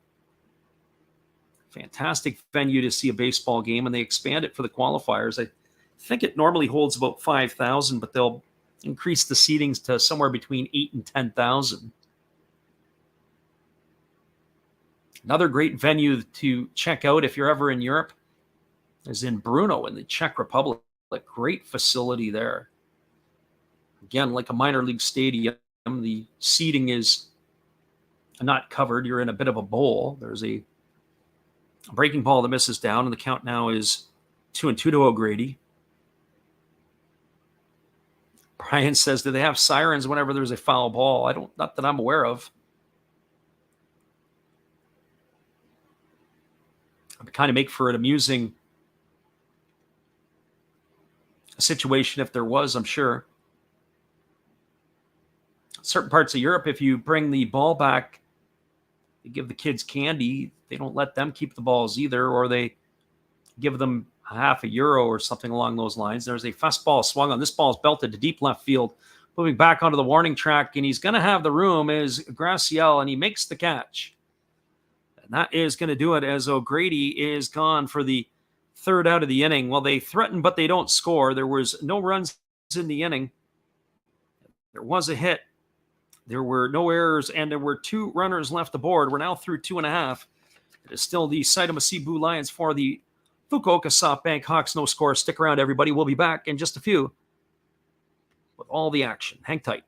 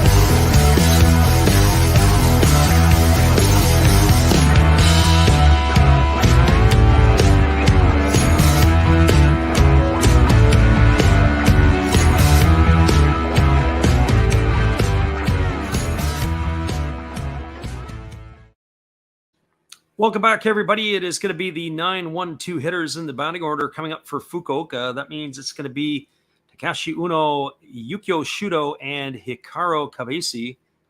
The 9-1-2 hitters ready to face the right-hander Kaito Yoza.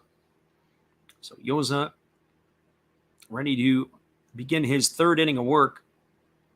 He's been very effective at keeping the Hawks hitters off balance. He's only thrown 27 pitches in his first 2 innings of work, and he delivers a fastball that misses outside for ball 1, and the count is 1-0. As we said, entering into tonight's game, he had worked 66 in the third innings, only allowing 9 walks. Very impressive. There's a fastball swung on. This is popped down the right field line. They're racing over is Jansen Witt. Coming in is the right fielder, Ito, but they're not going to be able to make the play as that's going to drift into the netting. That's going to be a strike to Uno, and that's going to run the count to 1-1. So 1 ball and 1 strike. I find it fascinating if you get a chance, if you look at any of the highlights for any of you who are here and you happen to also be on Instagram. And here's the first pitch. It is a fastball that is waved at and missed. And the count now goes to 1-2 on Uno. You'll see the temporary seating that's on the right and left field lines in some of the parks, and Fukuoka is one of them. There's a fastball that swung on. It jams Uno on the fists, and he lifts it to the first baseman, Witt, who makes the catch. And that is going to retire Uno for the first out of the inning, and that's going to bring up the top of the order, Yukio Shudo. So they have this temporary seating down the left field line and the right field line. It's ahead of the netting that is been put in place. And the fans that are seated in that area are all wearing batting helmets. It's kind of humorous because they're wearing these protective helmets as I guess they're on the field. And what I find fascinating about it is there's a first pitch breaking ball that misses to ball one to Shudo.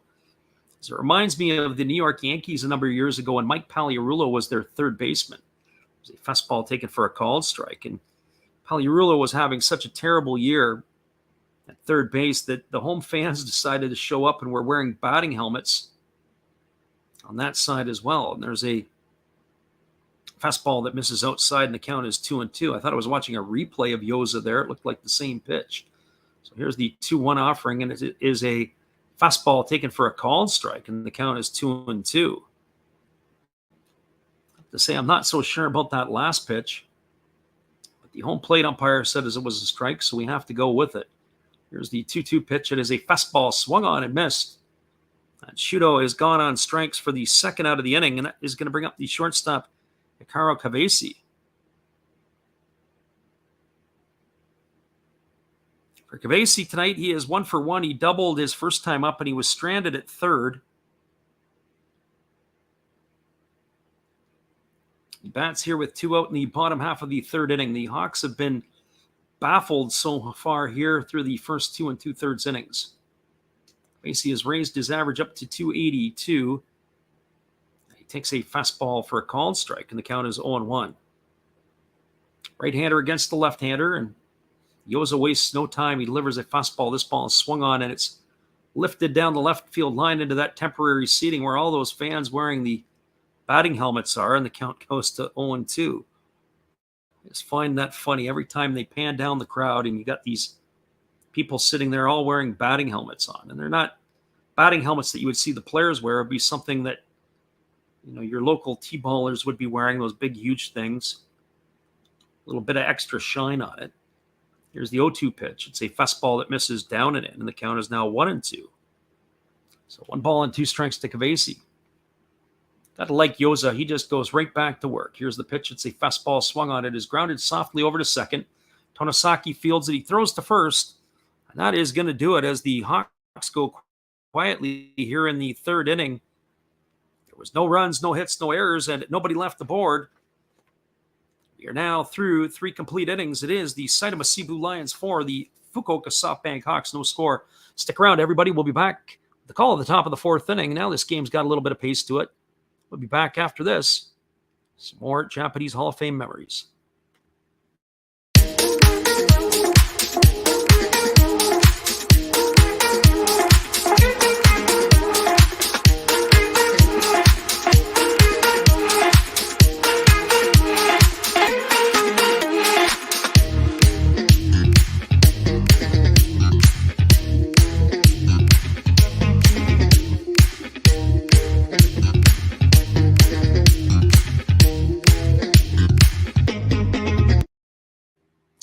Four nothing is a score for the Lions, everybody. We'll be back in just a bit to call the top of the 4th inning. Hang tight.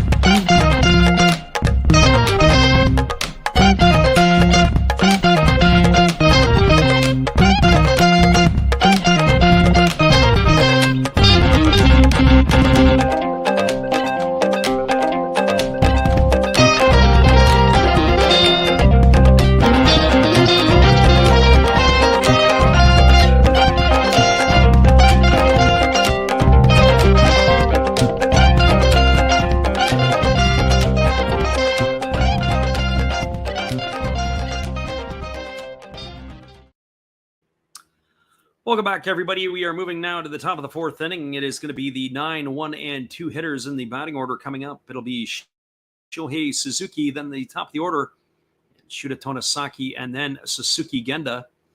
The right-hander Izumi is back onto the mound to start his 2nd inning of work. There's a fastball that misses down, and the count is 1-0 to Suzuki. Suzuki tonight is 0 for 1. He grounded out to short his first time up. His average has dipped to 254 on the season. And here comes the offering from right-hander Izumi, and it is a fastball swung on. This is lined into left field. It's going to get down for a base hit. Graciel will field it, and he gets it back into the infield, and that is going to be a leadoff single here for Suzuki, as he is aboard to lead off the top of the fourth inning. Suzuki is the runner at first. That brings Shuta Tanesaki to the plate. Tanesaki tonight is 1 for 1. He's been on base twice. He singled, stole a base and scored a run in the first inning, and walked and scored a run in the second. He's also had a couple of nice defensive plays as well.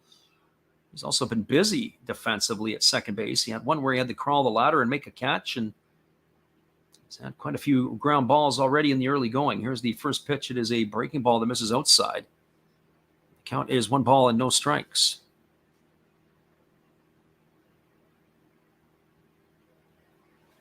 He has either been an assist or anything else 4 times in this one. Our friend Arizona Cardinals in the house. He says, did the Hawks come back in this one?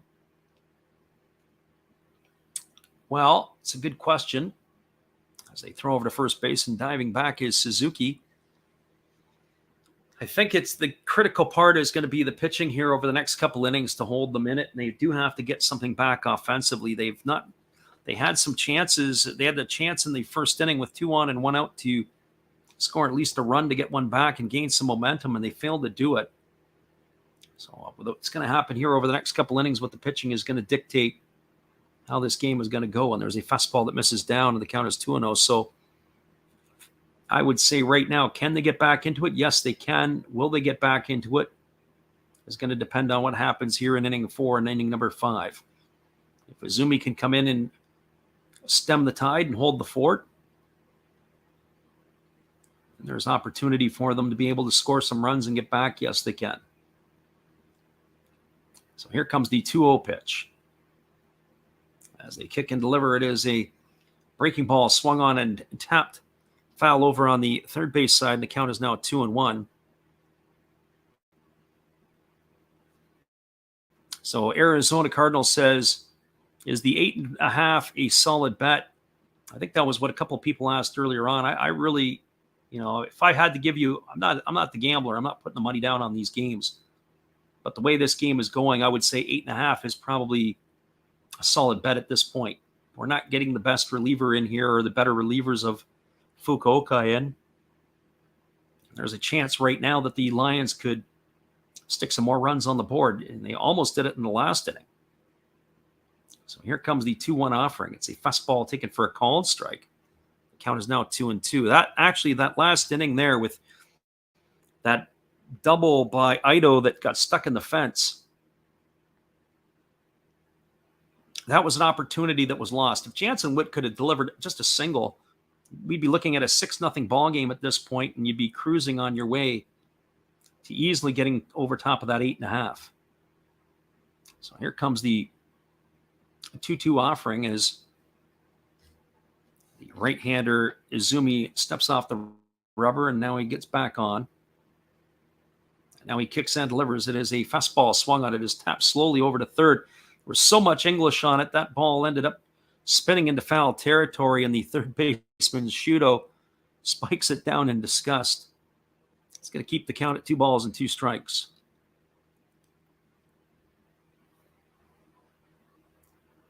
Our friend Shotgun Shell says we got 15 people listening. And we do, and we appreciate that for people coming in. 2 balls and 2 strikes. It's a great crowd tonight. Sometimes we get some folks that get a little excited, maybe a little too excited.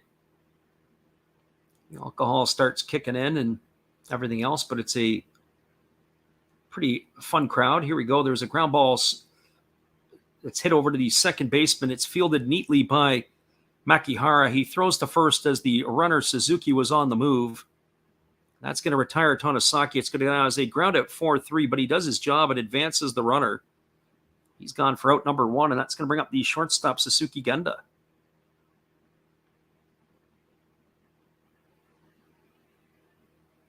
So Genda tonight is 1 for 2. He doubled home a couple of runs his last time up. He also grounded out to short his first time up. So 1 for 2 tonight for Suzuki Genda. Curious to see if the Lions are going to start chipping away for one run at a time at this point. Genda has the ability to bunt, but he's not going to do it here. There's a fastball swung on and fouled away. It's grounded foul down the first base side, and that's going to run the count quickly to 0-1. So no balls and 1 strike.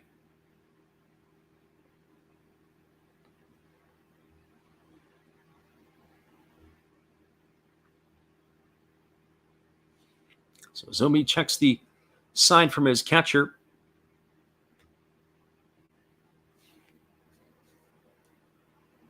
And now he kicks and delivers. It's a fastball swung on, and that's fouled away, and the count is 0-2. No balls and 2 strikes now to Genda.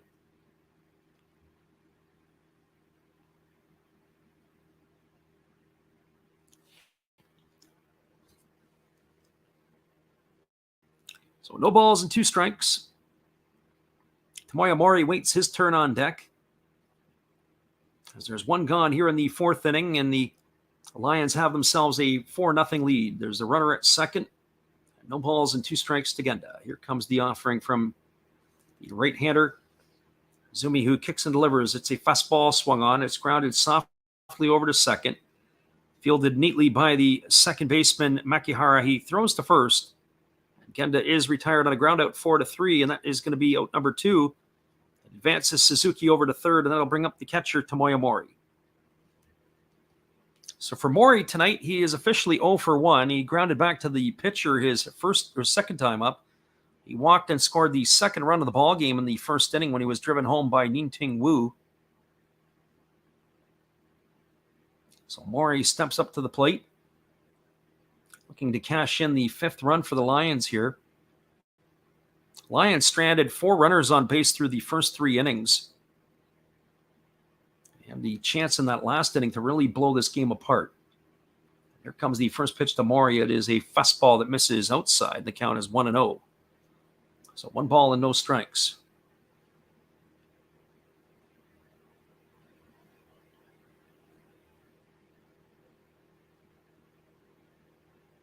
I have the pitcher up and throwing in front of the dugout right now.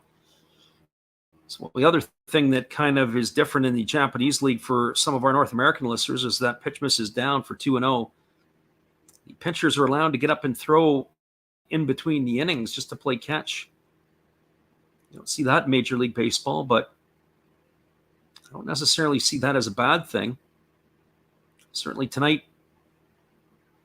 Justin Verlander could have used that against the Mariners. There were some long innings for the Astros. There's a fastball that misses outside, and the count is now 3 balls and no strikes to Mori. The designated hitter Hataka Yamakawa waits his turn on deck. Yamakawa has an RBI tonight. He almost had himself a 3-run homer there in the first inning. So here's Izumi ready to go back to work. He holds set. And now he kicks and delivers. It is a fastball swung on. It is popped up behind home plate. That ball is going to drift back into the seats. It's going to run the count to 3-1. So Mori had the green light at 3-0. He wasn't able to capitalize on that pitch. It was a fastball. Pretty good spot. I bet you Mori wants that one over again. He was on time with the pitch, but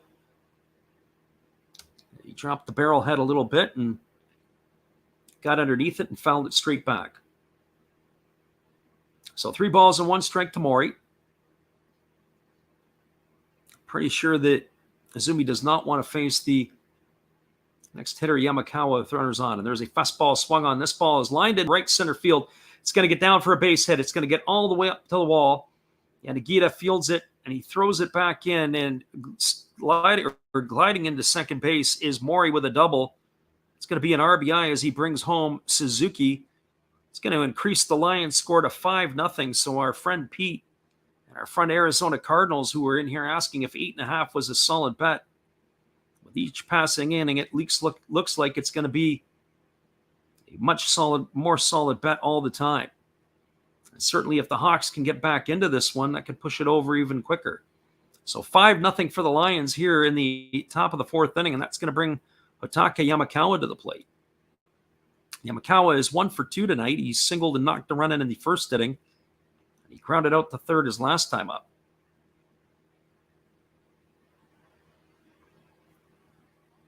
So here comes the first offering to Yamakawa, and it's a fastball swung on. This ball is belted into deep right center field, and this ball is going to get down in front of the right fielder. And coming home to score from second base is Mori. So there's another run for you. It is now 6-0 for the Lions on that base hit by Yamakawa. He's got himself another RBI. Those 2 RBIs tonight, that now gives him 64 on the season. That's going to bring up the third baseman, Ning-Ting Wu. For Wu tonight, he's had himself a decent ball game. He's been on base twice. He singled and knocked in a run in the first inning, and he walked and was erased in a rundown back in the third inning. So 1 for 1 and a walk. 6-0 lead for the Lions here in the top of the fourth inning. We're not even at the fifth inning mark yet, where I should have maybe asked some of you guys if that 8.5 was for the first 5 innings, because that's what it's looking like. There's a fastball swung on. It's popped up to the left side of the infield and foul territory. It's playable, and the catcher Uno is going to haul it in, and that is going to do it. But there was damage done, and more of it here for the Lions in their half of the fourth inning. They had 2 runs in the inning on 3 hits. There were no errors and 1 runner left aboard. We're now through 3.5. It is the Fukuoka SoftBank Hawks trailing the Seibu Seibu Lions 6-0. Stick around, everybody. We'll be right back in just a couple moments. Glad you guys are with us. Hang tight. Here is another one of our Japanese Hall of Fame memories.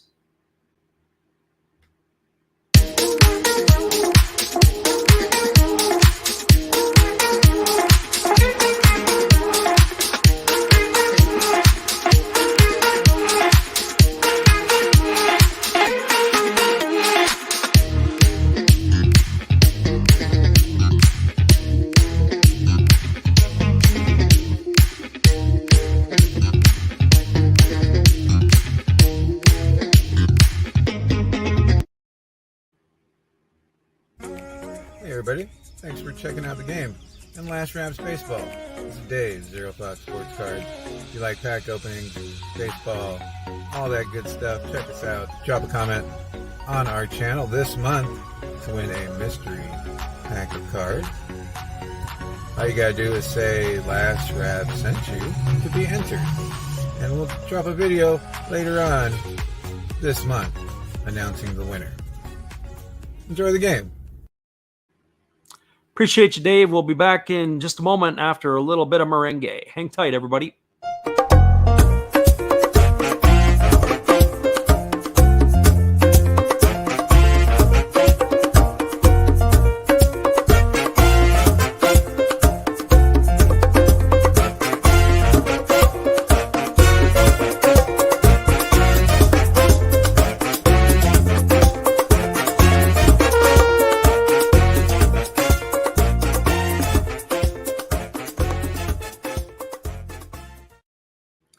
Welcome back, everybody. It is going to be the 3, 4, and 5 hitters in the order. It'll be Yuki Yanagita, then it'll be Alfredo Despania and Taisi Makihara to come to bat. They face the right-hander Kaido Yosa. The first pitch was a fastball that missed outside to Yanagita for ball 1, and the count is 1-0. And here's the pitch. It is a fastball swung on and missed, and now the count goes even at 1s. Our friend Spoken Babylon 12 asked the question, how can I watch this game live? We'll get to that in between the pitches. We can give you some guidance on how to find it and how to get there. And here's the pitch. It is a changeup that is swung on and missed. And it looks like I may have made the gaffe on that one. I thought it was 1-1 to Yanagita, but that was swing and a miss, and it looks like he's done for strike 3. That is going to erase him for out number 1, and that is going to bring up the designated hitter, Alfredo Despania. Yanagita walks back slowly to the dugout. He's probably talking to himself. I don't even know if that pitch was over 100 kilometers an hour, which for those of you, that would be about 60 some odd miles. So the first pitch is a 95-kilometer-an-hour breaking ball, which would probably be about a 58-mile-an-hour pitch that misses outside to Espana for ball one. And there's a fastball taken for a called strike. I guess a fastball, and the count is now 1-1. Fastball or changeup, it's hard to tell with Yoza. He's got a couple of speeds. It's slow and slower. And here's the pitch. It is a fastball swung on. It is grounded over to short. Fielded by Genda. He throws to first, and that is going to retire to Spani on a ground out. 6-3 for out number 2. So our friend Smokin' Babylon asked the question, and we can't post links in the chat and in those areas here. We'll get ourselves in trouble with YouTube or possibly with other ones. But if you go to Google and type in live QQ, that'll get you to where you need to be. You'll be able to see what you are, especially if you're in the United States. If you're in other parts of the globe, it may be a little bit different. We're saying DAZN used to carry games, I think last year. There's a fastball that misses outside. The count is 1-0 now to Taisi Makihara. Makihara tonight is 0 for 1. He's grounded to second his first time up. And here's the pitch. It is a fastball taken for a called strike, and the count is now 1-1. That's one way in which you can watch games. Our friend Alexander Leggett earlier said some of the teams will do the occasional live stream direct. There's a fastball swung on. It is grounded softly to second, fielded by Tonosaki. Throws to first. That is going to retire Makihara for a ground out 4-3 for out number 3. Well, again, the Hawks go quietly in their half of the fourth. There was no runs, no hits, no errors, and nobody left the board. We're now through 4 complete. We'll be right back here in just a moment, everybody. It is going to be the top of the 5th inning, and we'll return after this. Thanks for stopping in and checking us out, and we'll answer some more of your questions when we come back. That was a pretty quick bottom of the 4th inning. Hold tight. Here's our friend Steve Rademacher again. Domo arigato. Sorry if I mispronounced that. I'm new at this. Thank you for watching Last Raps Baseball. Tell all your friends and family to come check him out, ask some questions during the telecast, and give him a good sub and a thumbs up. And this is Steve coming back at you, and some new things on my channel. Star Wars figures that everybody likes. We have Mad magazines from the 1970s. We try to avoid the Noid. And for your pleasure, once in a while, we can open up Michael Jackson if you want, the cards. We have Elvis. We have Sadahar O. We love everything that is everything. So we even have the Beatles fighting with lightsabers. Look at that, John and George. Once in a while, we'll even have my brother take over my channel on a Tuesday. So once again, everybody tell your friends, come see Freddie at Last Raps Baseball. And right now, I'm going to kick it right back to you, Freddie. Appreciate you there, Steve. We have a new pitching change. It's going to be Yuki Matsumoto who's coming in for the Hawks. He's going to be the 3rd pitcher used this evening. The right-hander is 3-0 on the year. This is going to be his 21st appearance. He's worked 29 1/3 innings. He's allowed 27 hits. He has walked 7. He has struck out 29. Has got an ERA of 2.76. Our friend Smokin' Babylon 12 asked the question in the last half inning, and he said, how can I watch this game? First of all, if you are in North America or specifically in the United States, if you go to Google and type in Live QQ. Live QQ will get you to the website, and there's going to be a whole bunch of stuff that's going on. A lot of people, what they'll do is they'll watch the game. It'll be in Japanese, but they'll sync up the feed that we do here in English, and you'll be able to enjoy the call along with us while you're watching the game. That would be the first choice. There are some teams that will provide games sporadically. You can go directly to their sites. Not always available in North America. And here comes Ito to the plate. It'll be Ito, Jansen Witt, and Brian O'Flaherty to face the right-hander Matsumoto here. And here comes the first pitch. It is a fastball swung on. It missed, and the count is quickly 0-1 to Ito. Seen Matsumoto pitch before. He's very, very much, almost, I don't know if he's over the top. That's not quite the case, but it's the way he rocks back. almost like tilts back, and then he comes with a high 3/4 arm pitch to the hitter. It's a little bit awkward in which to face here. Here comes the offering, and it is a breaking ball that is swung on and missed, and now the count goes to 0-2 on Ito. So those are your two best bets to be able to get yourself into the games. If you go to the old Reddit page, there used to be, as there's a fastball that misses outside, and the count now goes to 1-2. There used to be a list of links there that could provide you that as well. If anybody else in the chat tonight is listening in and wants to jump in, they're more than welcome to give you that other information, or if there's any other information they want to provide. There's a breaking ball swung on. This ball is lifted into shallow center field. Moving over underneath it is the center fielder, Yanagamachi. He's going to make the catch. And there is one quick out here on the top of the fifth inning as Ito is retired. That's going to bring up the first baseman, Jansen Witt. For Witt tonight, he's 1 for 2. He doubled and scored a run in the second inning. He bounced into a fielder's choice in the third. He's raised his season average up to 204.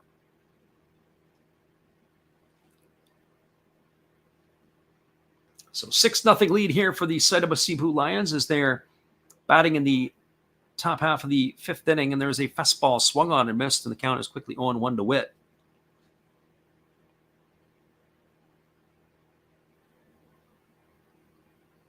Witt swang right through that last heater by the right-hander Matsumoto. So here we go back to the action. He kicks and delivers. There's a fastball that misses outside, and the count goes even to 1-1. So 1 ball and 1 strike. Waiting on deck is the left-handed hitting Brian O'Grady.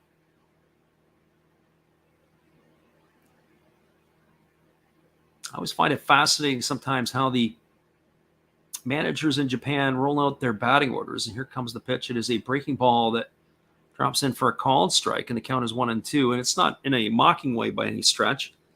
Just I wish sometimes I could get in there and ask them why they put guys in certain spots where they do, and how much fluctuation there is up and down the batting order with some of the players that are playing. And here comes the offering. It is a fastball that is taken for a called third strike.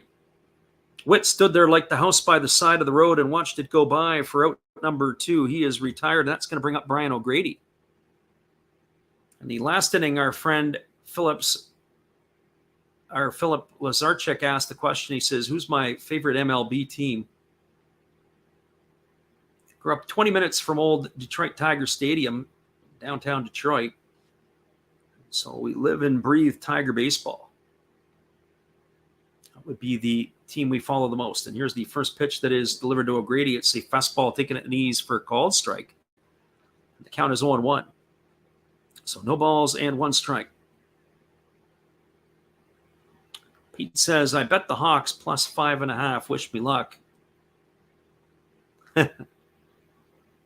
There is a breaking ball that misses down, but the home plate umpire says that O'Grady went around a little too far as he tried to check his swing, and that's going to run the count to 0-2. So no balls and 2 strikes.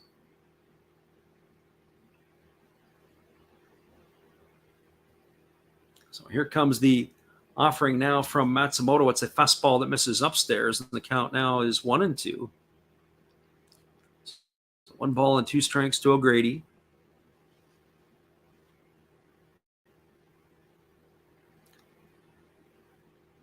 Grady waggling the bat as he waits on the left side from the right-handed offering from Matsumoto, who goes into the motion and delivers. It's a breaking ball that misses outside.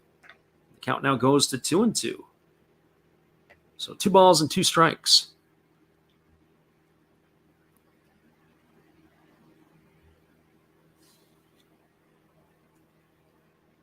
Again, the right-hander Matsumoto holds set. Kicks and delivers. It is a fastball that misses down. That runs the count to 3-2. The Hawks tonight have not had a 1-2-3 inning, and Matsumoto is on the verge of it, but he's also on the verge of losing it right here. The Lions have had at least 1 base runner in every single inning, if not more. And here comes the 3-2 pitch. Matsumoto kicks and delivers. It is a breaking ball that misses down. That is a streak that's going to be kept alive as O'Grady's got himself a 2-out walk, and that's going to bring up the center fielder, Shohei Suzuki. For Suzuki tonight, he is 1 for 2. He singled his last time up and scored a run. Came around on the RBI double by Tomoya Mori. He's also grounded out to the shortstop. Just looking at the bottom part of the batting order. Bottom third in the order for the Lions tonight. They've got 2 hits and a walk in their 8 trips to the plate. So they're 2 for 7 and a walk. And the first pitch to Suzuki is a breaking ball that misses down for ball 1. The count is 1-0. That is usually, if your bottom third of the batting order is getting on, that's usually where you're going to get killed. The top part comes back up. They can usually do the damage and cash you in.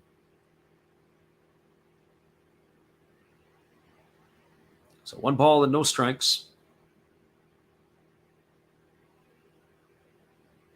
And here comes the pitch. It is a fastball that misses upstairs, and the count is now 2-0. So 2 balls and no strikes to Shohei Suzuki. Leadoff hitter Shuta Tonosaki waits his turn on deck.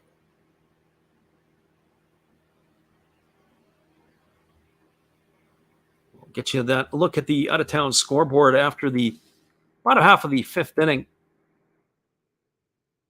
There's a fastball taken on the outside corner for a called strike, and the count is now 2-1 on Suzuki.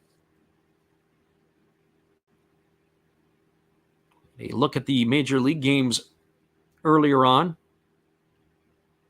We can tell you as much. The out-of-town scoreboard all gets going a little bit later, so it'll be the MLB scoreboard we'll look at. 4 a.m. Eastern, it's the Oryx Buffaloes and the Chiba Lotte Marines.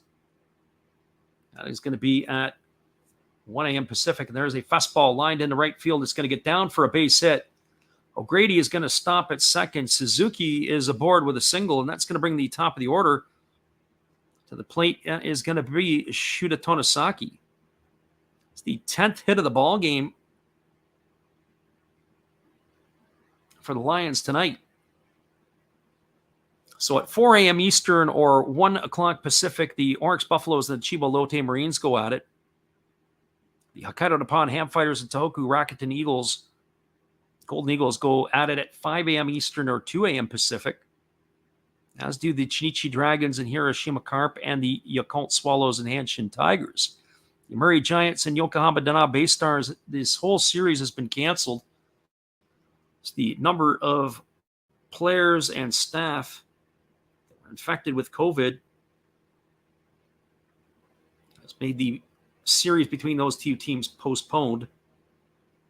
They'll resume next week, we hope. So the runner at second is O'Grady. The runner at first is Suzuki.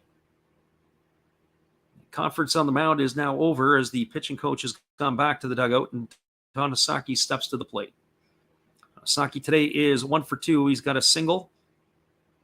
He's grounded out. He's walked. He's scored a couple of runs. He's stolen a base. He's been all over the stat sheet defensively.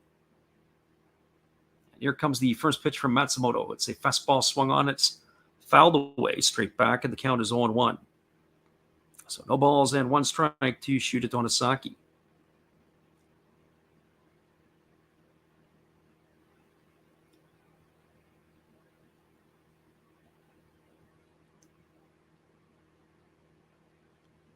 Crowd is not as vibrant as we would have expected. The Lions have come in and quieted the home faithful down.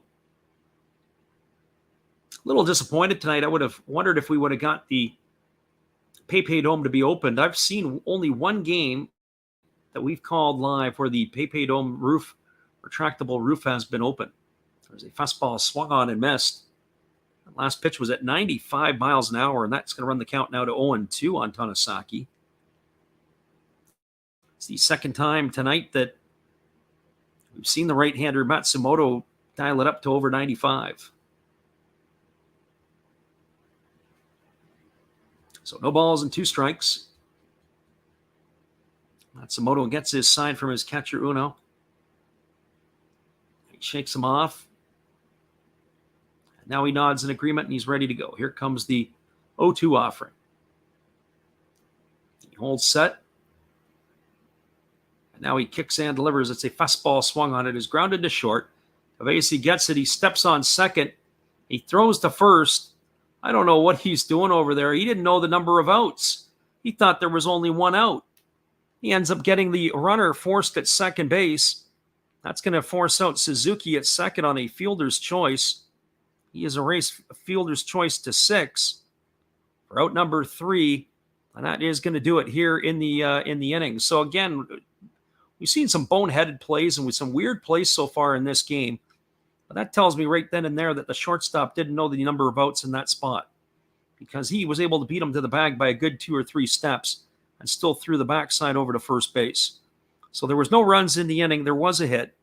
There were no errors, and there was 2 runners left aboard. We're now through 4.5. It is the Seibu Lions 6, the Fukuoka SoftBank Hawks no score. Stick around, everybody. Let's see what other weird things are going to happen. Is it a full moon tonight or what? We're going to find out in just a few minutes. Hang tight. We'll be right back. Well, you've got to have an ace in the hole, a little secret that nobody knows. Life is a gamble, a game we all play, but you've got to save something for a rainy day. You've got to learn to play your cards right if you expect to win in life. Don't put it all on the line for just one roll. You've got to have an ace in the hole.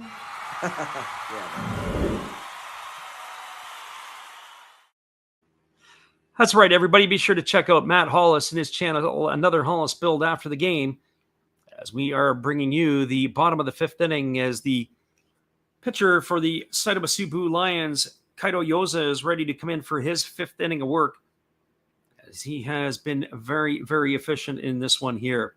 He's going to be facing Yorizabal Graciel, Tetsuro Yanagamachi, and Akira Nakamura, as he is ready to take over here. He wastes no time, even in between innings. He gets it done. So Yoza ready to go. 49 pitches through the first 4. He kicks and delivers. There's a fastball taken for a called strike, and the count is 0-1 to Graciel. Graciel tonight is 1 for 1. He singled his first time up, and he was erased on a fielder's choice. There's a fastball swung on it. It is grounded foul. It's fielded by the third base coach, and that's going to run the count to 0-2. So no balls and 2 strikes. Everybody is jumping in here for the 5th inning, as this is the time of the game where a lot of people are wondering if the scoreline is the over-unders for the first 5, how it's going to work.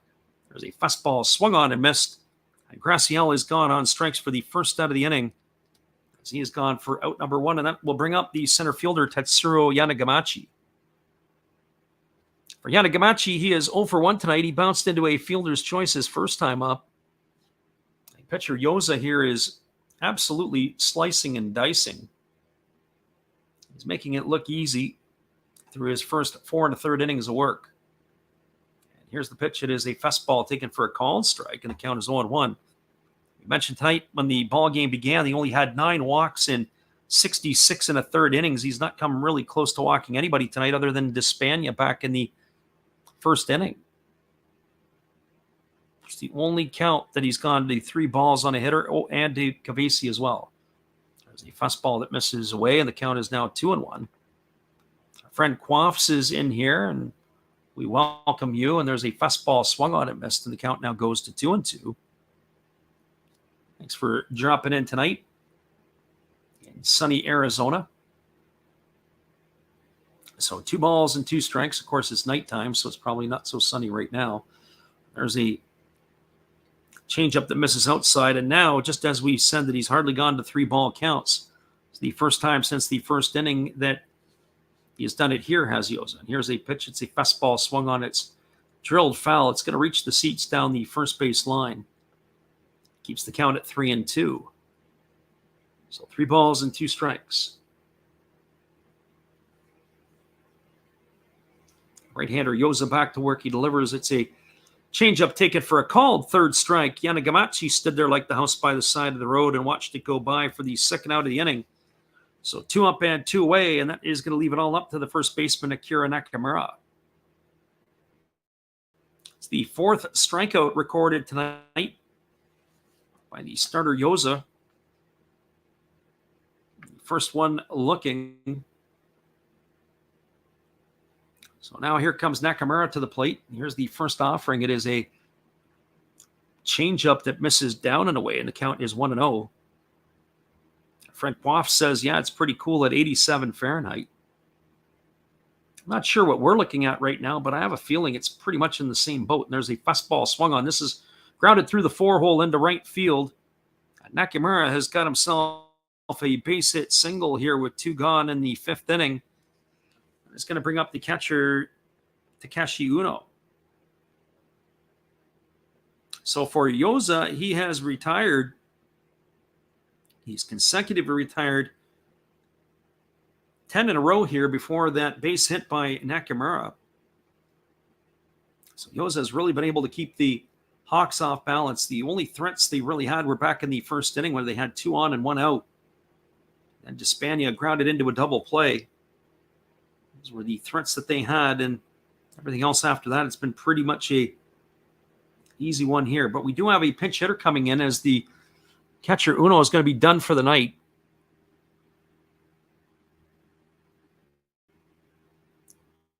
I'll get you the specs here on the pinch hitter in just a moment. Here comes the first pitch. It is a fastball that misses Wara.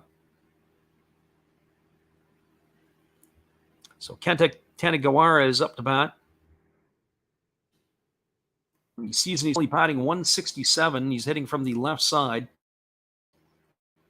There's a fastball that misses outside, and the count is now 2-0. So I wonder if he is going to be coming in to catch or if it is going to be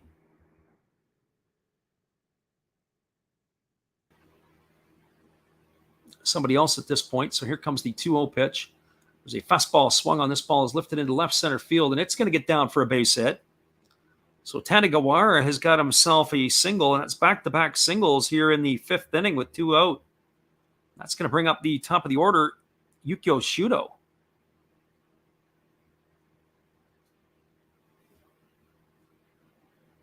So maybe the manager for the Hawks knows stuff that we don't know. There's Kenta Tanagawara.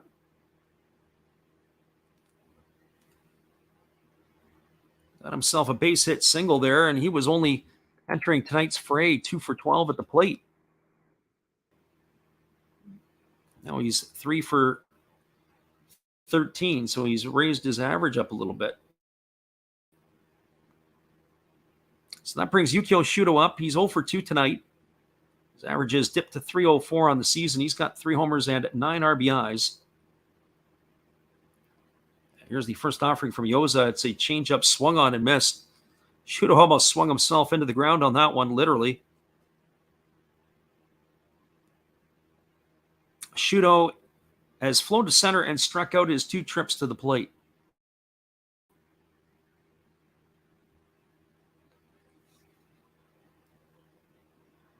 A friend Quaffs asked the question if I have a particular fan of any of the NPB teams. There's a fastball swung on. This ball is hit down the left field line. Racing in is O'Grady. He's going to make a catch near the foul territory. And that is going to do it here for the Hawks in their half of the 5th inning. So they squander an opportunity. As that is a fly out to left field as it goes in the books for the 3rd out. There was no runs in the inning. There were 2 hits. There were no errors and 2 runners left aboard. We're now through 5 complete. Stick around, everybody. We'll be right back in the top of the 6th, but we'll talk a little bit here when we get back. So our friend Quaffs has asked a couple of questions, and we'll hit you back in just a moment. Right back, everybody. Check out this from our friend Steve.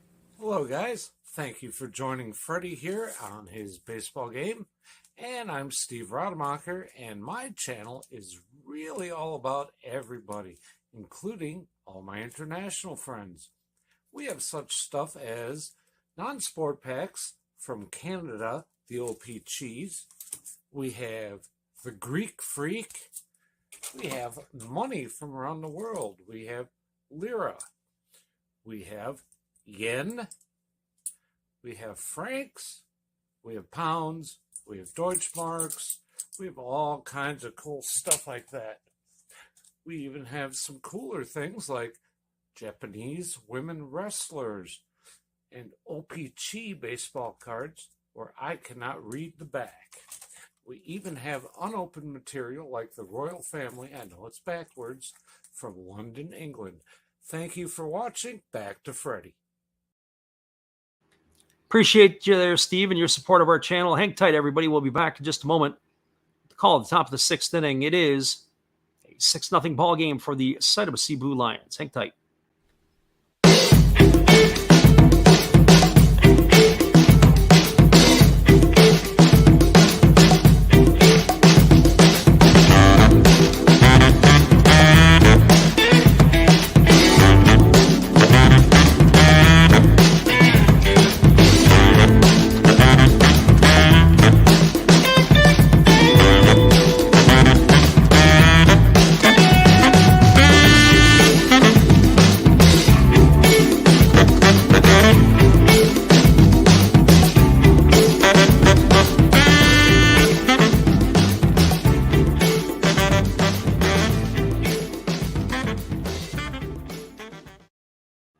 Welcome back, everybody. We like to call this our proverbial Japanese halftime, so we have a little bit of a delay in between the innings as they are out cleaning the field and getting it ready for the top of the sixth.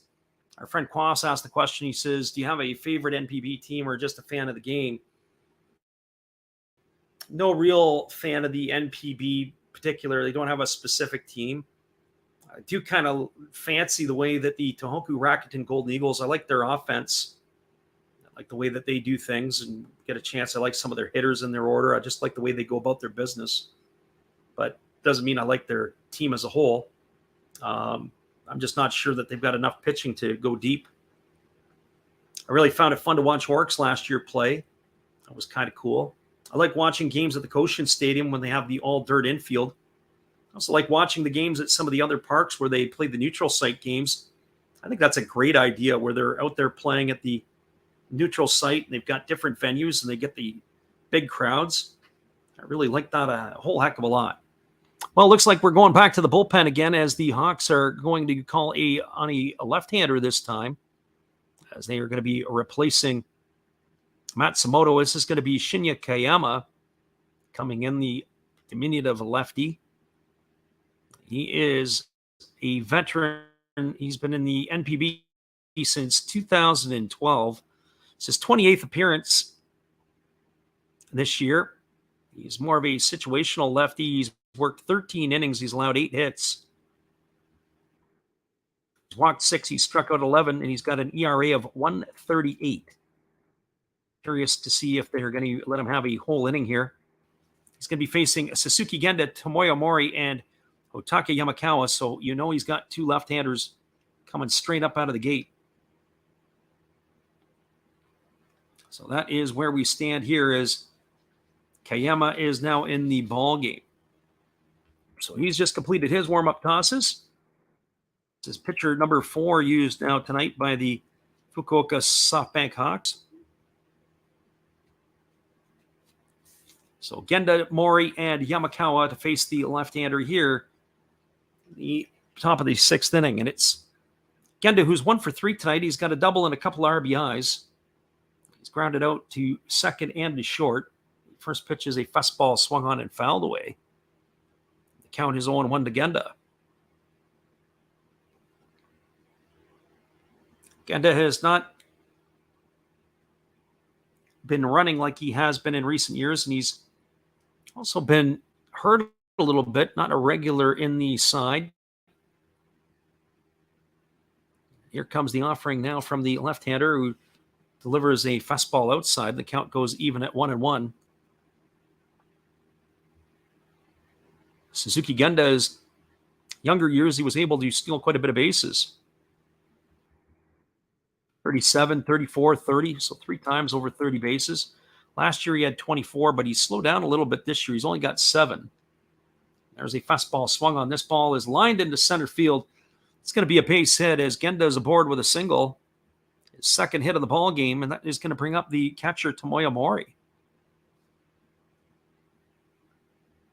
So that's not exactly why you bring in your lefty. You want your lefty to get lefties out.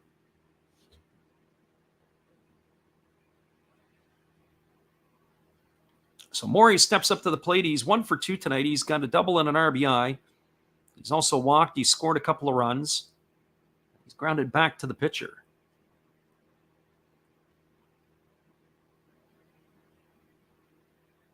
So Genda establishes his lead over at first base. And here comes the first offering to Mori. Kiyama kicks and delivers. It's a fastball that I'm not sure where that missed. I guess it might have been upstairs. Looked like the catcher had a little bit of a challenge trying to deal with the lefty.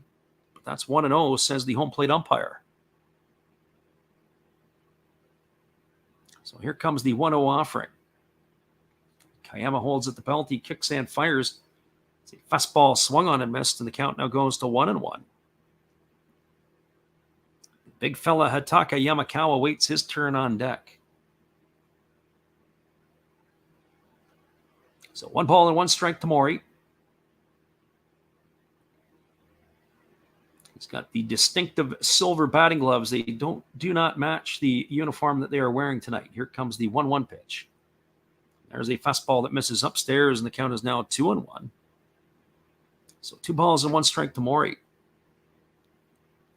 We were talking a little bit earlier about the big news in Major League Baseball that Luis Castillo has been traded to the Seattle Mariners. In return, Noelvi, I believe it was it Noelvi Marte? Is that how you say it? I have to take a look. Went the other way, and there's a fastball delivered off to the races. Goes the runner Genda, and he's going to steal second base. So Genda's got himself a stolen base. We're just talking about how he doesn't steal enough. It's number 8 on the season for him. That pitch was inside to Mori. It's going to run the count to 3-1 on Mori. So 3 balls and 1 strike. The Lions are looking for more here in the top of the 6th inning.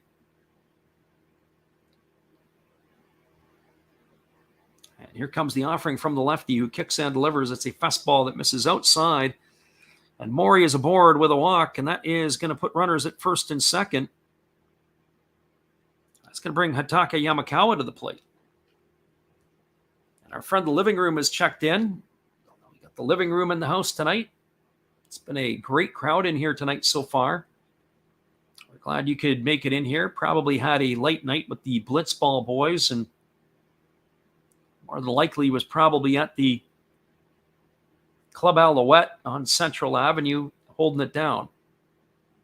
But now he's in the house here as it's 3:10 in the morning after a run to Taco Bell. So that brings up Hataka Yamakawa. Yamakawa tonight is 2 for 3. He first pitches a fastball that's swung on and grounded foul, and the count is 0-1 to Yamakawa. Yeah, Luis Castillo is now a Mariner, and in return, it was Noelvi Marte, 2 minor league pitchers, and a other minor league infielder. Marte was I believe it's Marte is how the last name of the players. He was the number 1 prospect in the organization for the Mariners. There's a fastball that misses inside. Count as 1-1 to Yamakawa. Saw him play in in Everett for the Aqua Sox. He was in high A. And they list him as a shortstop. He plays as a shortstop, but he looks like he's going to be a third baseman. And if that doesn't work out, they might want to get him onto the football field as a linebacker. There's a fastball swung on and missed, and the count is now 1-2. So 1 ball and 2 strikes. So the Mariners get the flamethrower Castillo from the Cincinnati Reds. He's very impressive to watch. He'll sit on 99, 100 miles an hour easily in the summertime here. He's going to be a real treat for Mariner fans. A little bit surprised that they made the deal to go get him. There's a fastball swung on. This is popped up on the right side of the infield.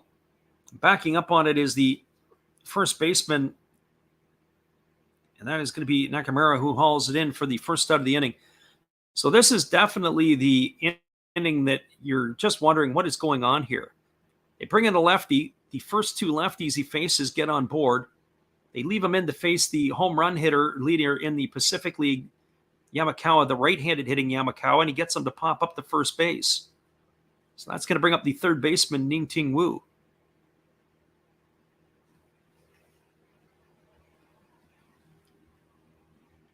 So Ning-Ting Wu steps up to the plate. He is officially 1 for 2 tonight. He's singled, driven, and a run. He's popped to the catcher. He's also walked. And here's the first pitch to Wu. It's a fastball that misses up and in. Count is ball 1. So here we go. Back to a left-hander facing a left-hander, and Kayama is struggling again. Can't wait to get to see Ito as he waits on deck.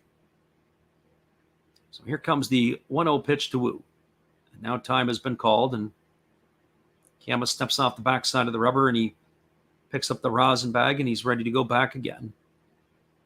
So 1 ball and no strikes. And here comes the pitch. It is a fastball that catches the inside corner, and the count now goes to 1-1 on Wu. So 1 ball and 1 strike. It was another hot one here in the Pacific Northwest, 95 degrees. Actually, 93 degrees. I don't want to embellish that. 93 degrees today, followed up the 95 from yesterday. They're calling for a little bit more hot cooking tomorrow. There's a fastball swung on it. It's grounded back to the pitcher. He throws it over to third for 1. And they are going to be able to erase Genda on a fielder's choice. So that's going to go down as a fielder's choice, 1-5. They tried to go back across the diamond, get Ning-Ting Wu, but they weren't able to get him. He is aboard with the benefit of that fielder's choice. Tomoya Mori is going to stop at second. That's the second out of the inning, and that's going to leave it up to the right fielder, Ito. Our friend the living room says, don't pitch 81-mile-an-hour changeups to Aaron Judge.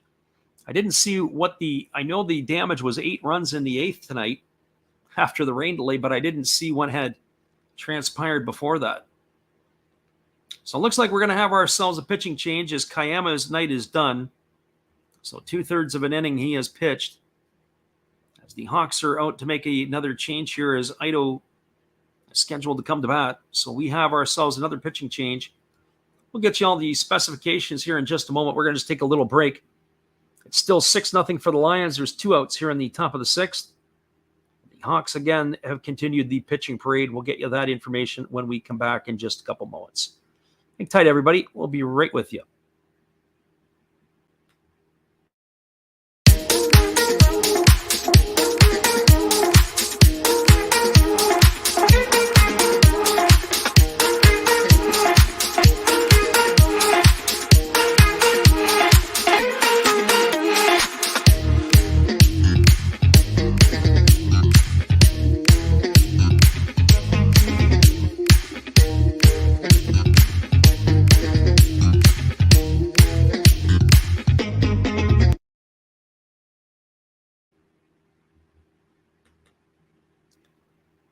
Welcome back, everybody. It is going to be Yuki Samori coming in to pitch here for the Fukuoka SoftBank Hawks. This is going to be his 34th appearance. He's got a record of 4-5 on the season. He's worked 29 innings. He has allowed 23 hits. He's walked 17 and struck out 33. He's got an ERA of 2.79. So he is coming into the ballgame. This is going to be the 5th pitcher already used by Fukuoka, and they're still on the phone to the bullpen, so don't be surprised if we're going to have a few more here tonight. So Yuki Samori coming in as he is going to be replacing Shinya Kayama, whose night is done after 2/3 of an inning. So Samori has completed his warm-up tosses. The runner at second is Mori. The runner at first is Ning-Ting Wu, and Ito steps up to the plate. Ito has raised his season average up to 240. He's 1 for 3 tonight. He's grounded into a double play. He has doubled and flown out to center field. And the first pitch to Ito is a breaking ball swung on and line foul right into the area where all those people are wearing their helmets and that temporary seating. I think they may need more than helmets. You might want to consider getting them gloves. Our friend, the Arizona Cardinals, says the 8.5 is over with. Was that for the first 5 or is that for the full game? You got a long way to go here still. And here comes the 0-1 pitch. There's a breaking ball that misses outside. They appeal down to the first base umpire, but they say that Ito didn't go and the count is 1-1. You need 3 runs in 4 innings. That is the case. I would have to think probably it's going to be the Hawks who are going to start scratching away some runs here. The Lions have had some opportunities, but they've been leaving runners on. And here comes the pitch. It is a breaking ball swung on and missed, and the count is now 1-2. The first 5 innings of this game, the Lions have stranded 7 runners. If they don't get a hit here, it'll be up to 9-6. The game of lost opportunity for the Lions. They could really have blown this thing apart. Friend, the Arizona Cardinal says he doesn't see any more runs happening. Well, it's never over till it's over. There's a breaking ball swung on and missed. I can tell you this much, this inning is over, as that is going to retire Ito for the 3rd out of the inning. Again, they waste opportunities. There was no runs on 1 hit. No errors, and 2 runners left the board. That is now 9 left through 6 innings. We're now moving to the bottom of the 6th. It is the Seibu Seibu Lions 6, the Fukuoka SoftBank Hawks, no score. Stick around, everybody. This is where it gets exciting. Are we going to be able to get some more runs? Hold tight. We'll be back after this.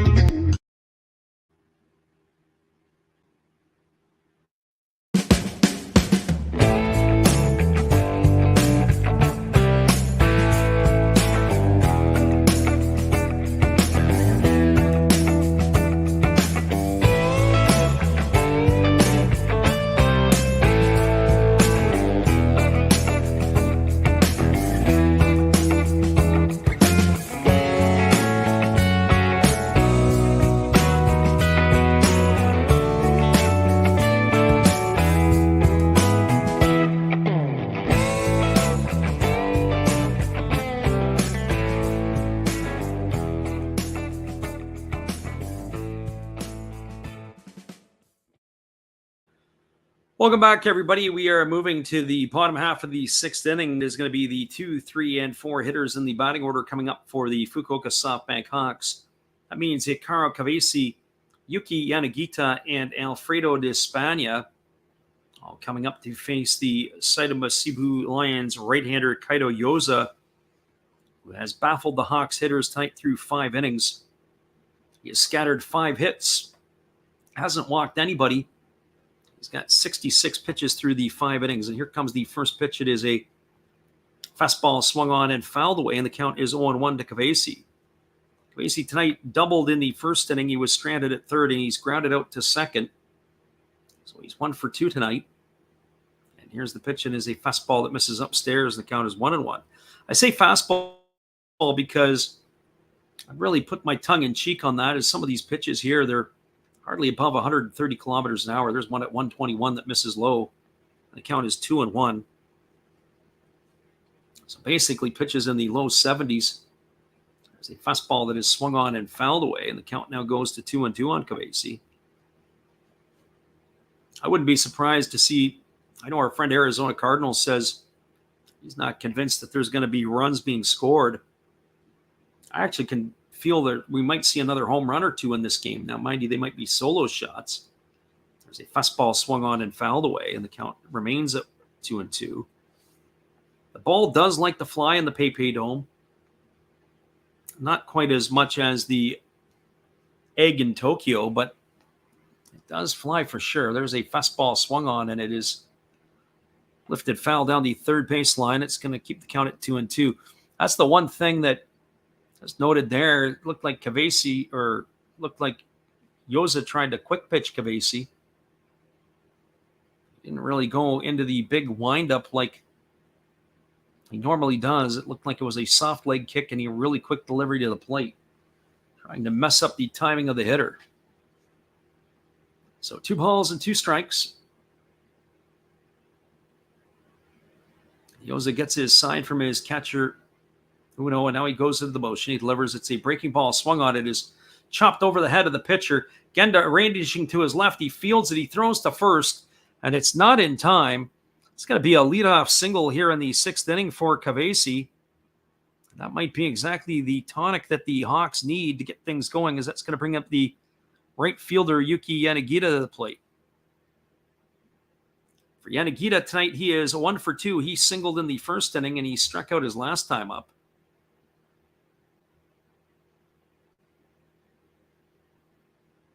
I would have to think that the Hawks might want to start nickel and diming here.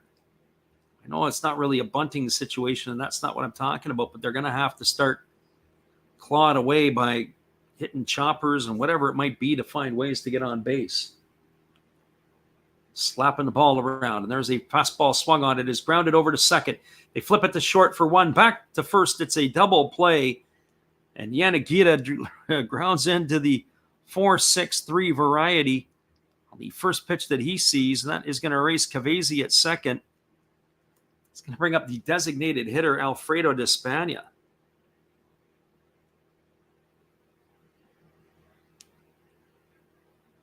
For Despania, he is 0 for 2 tonight. He is grounded into a double play his first time up, and he grounded to short.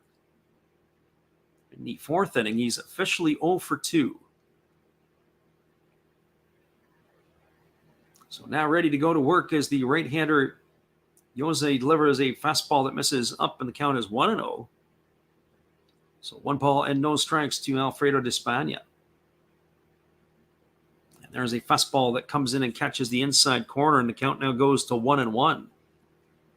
So 1 ball and 1 strike. There is a breaking ball that drops in for a called strike, and the count now goes to 1-2 to Despania. Contemplating, if I've got enough energy, I'd even stick around and do another game later on tonight.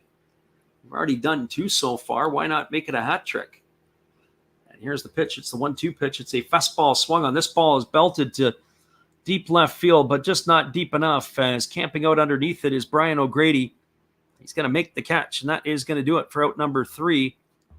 And that will retire Despania here in the 6th inning. So they got no runs on 1 hit. There were no errors and nobody left aboard. We are now through 6 complete innings. It is the Seibu Seibu Lions 6. The Fukuoka SoftBank Hawks, no score. Stick around, everybody.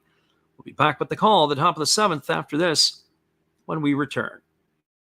Here's our friend Matt.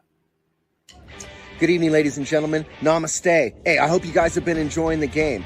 My name is Hollis. I've got a YouTube channel called Another Hollis Build. I love baseball cards. I open up brand new product for you guys. I open up old stuff. I do breaks. I do auctions. All kinds of stuff concerning baseball. I'm Friars faithful, Padres to the end. I also love Garbage Pail Kids and my animals. I have a ton of animals. It's like a mini petting zoo here around my house. I also love my city.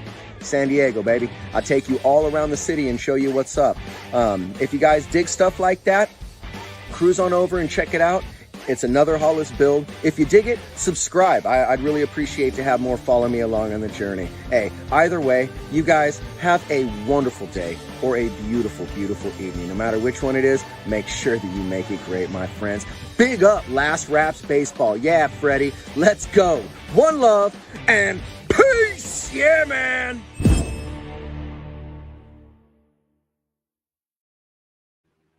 Appreciate you there, Matt, and your support of our channel. And in turn, we like to support Matt Hollis. Be sure after the game to go check him out. We're laughing. I said in the last inning, I said, I feel pretty good right now. I might stick around for yet another ball game. But I don't think that's going to happen tonight. I can just see it being in another couple hours, we'll run out of gas. And we won't be able to give a decent call of the game. It's going to be Jansen Witt, Brian O'Grady, and Shohei Suzuki to come to bat here in the top of the 7th inning, as they are going to be facing, or we're going to check to see if it's still going to be right-hander Yuki Samori, and that is exactly who it is. The first pitch is a fastball swung on and missed by Witt. The count is 0-1. Witt tonight is officially 1 for 3. He's got a double, a run scored. He's bounced into a fielder's choice and struck out looking. So 1 for 3 tonight for Witt. And here comes the pitch from Samori. It's a fastball that just misses below the knees. And the count is now 1-1. So 1 ball and 1 strike. Samori leans in. He gets the sign from his catcher, Tanegawara. He kicks and he delivers. It is a fastball swung on and fouled away, and the count goes to 1-2. Right-hander Tanegawara here, he really pauses at the top of his delivery. He's doing his best Johnny Cueto impersonations. If you ever watch Johnny Cueto pitch in the major leagues, you'll know what I'm talking about, how he has these little shimmies and shakes. He pauses at different spots of the delivery. So here comes the 1-2 offering. Samori kicks, and now he delivers. It is a fastball swung on and fouled away, and the count now goes to 2-2. So 2 balls and 2 strikes to Jansen Witt. The left fielder, Brian O'Grady, and center fielder Shohei Suzuki will follow here in the top of the 7th. So here comes the 1-2 offering. As the right-hander kicks and delivers, it is a fastball that misses outside, and the count now goes to 3-2. So 3 balls and 2 strikes. One thing tonight, the Lions have not been retired in order in any of the first 6 innings. They've had at least 1 runner on base, if not more. So here comes the 2-2 offering. Samori holds at the belt, and now he kicks. And he fires. It is a breaking ball that misses down. They appeal down to the first base umpire, and Jansen Witt has been punched out on strikes as the first base umpire says he went around. He is gone for out number 1, and that's going to bring up the left fielder, Brian O'Grady. So for O'Grady tonight, he is 0 for 2 officially. He struck out and flown to left. He also walked and was stranded on second base back in the 6th inning. Our friend in the living room says we just got to get him 1 run. Some of our other friends that are in here say they got to get him 3 because 8.5 was the over-under at the outset. There's a first pitch fastball that misses inside, and the count is 1-0. So 1 ball and no strikes to O'Grady. Grady batting from the left side against the right-handed throwing Samori. Now he kicks and he delivers. It is a fastball that misses inside, and the count is now 2-0. So 2 balls and no strikes to O'Grady.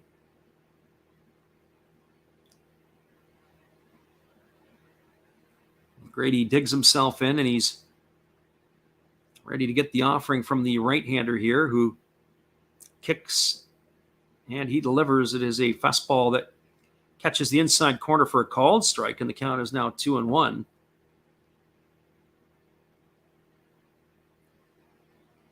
Maybe these uniforms for the Lions are bringing them luck. If they are, they got to continue to wear them. I'm not a huge fan of them myself. So here comes the 2-1 pitch. Samori kicks and delivers. It is a breaking ball swung on and fouled away, and the count now goes to 2-2. Look like they're the San Diego Padres in drag.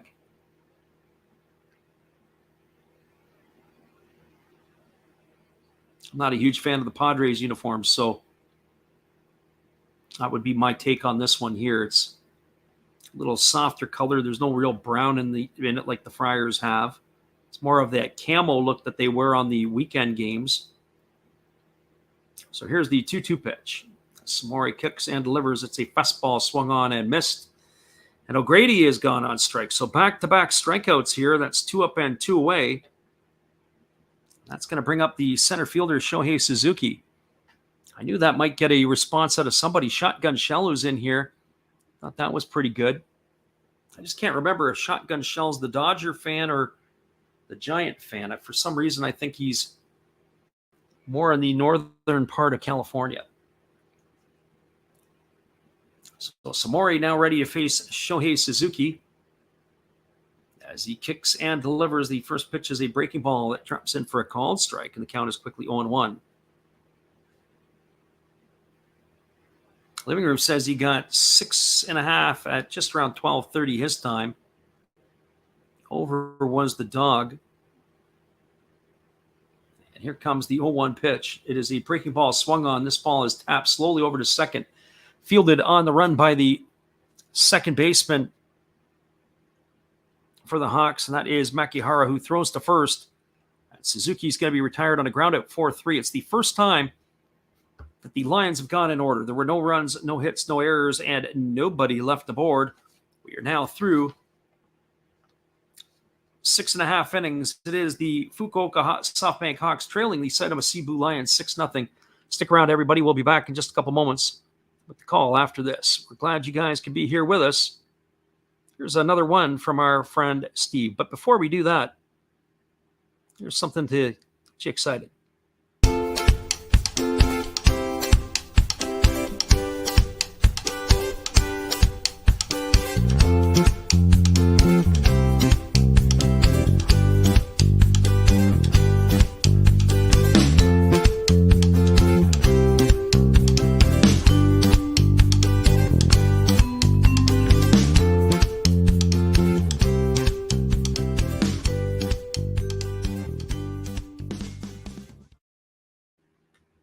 Hello, guys. Steve Rademacher coming at you. I'm having my 500 subscriber giveaway if we get there by the end of this year. That's my name and my channel, Steve Rademacher. All you have to do is be publicly subscribed, and then you can enter to win once we hit the magic number, either an unopened, still sealed box of Star Trek official trading cards, Next Generation and Original Series. If that's not your cup of tea, we have Fleer Adrenaline with a Deer Dick rookie card. I have pulled out an autograph from one of these, and there are relics. If that's not your thing, how about an unopened box of 1987 Donruss Baseball? Just come watch me, subscribe, and enjoy the show. Thank you. Appreciate you there, Steve, and we are happy that you are here. We have the living room in the house who is cheering on all his favorites from the Japanese cheerleader cards. We're going to have to run another one here coming up in a little bit. We have another one that is in the works, so you'll be able to tell us if there's any upgrades or anything that you might want to consider moving over to their living room. It is going to be in the bottom of the seventh hitting. It is going to be the 5, 6, and 7 hitters coming up to bat here. It is going to be Tai C. Makihara, Yorizabel Gracial, and Katsuro Yanagamachi. Is going to be a couple of defensive changes, it looks like, now for the Lions, and we'll have to get you those when they come to bat. We don't always get those changes too quickly. It does look like that the night is going to be over for the third baseman, Ning-Ting Wu. As the Lions have gone to their bench defensively, as well as looks like they have some defensive help in the outfield. But once again, we're going to have to get that for you once they make their changes or once they come to bat in the next half. So Makihara, Gracial, and Yanagamachi here in the seventh inning. The first pitch is a breaking ball that misses inside. The count is 1-0. Our friend living room says I'm a Tomoka guy. There we go.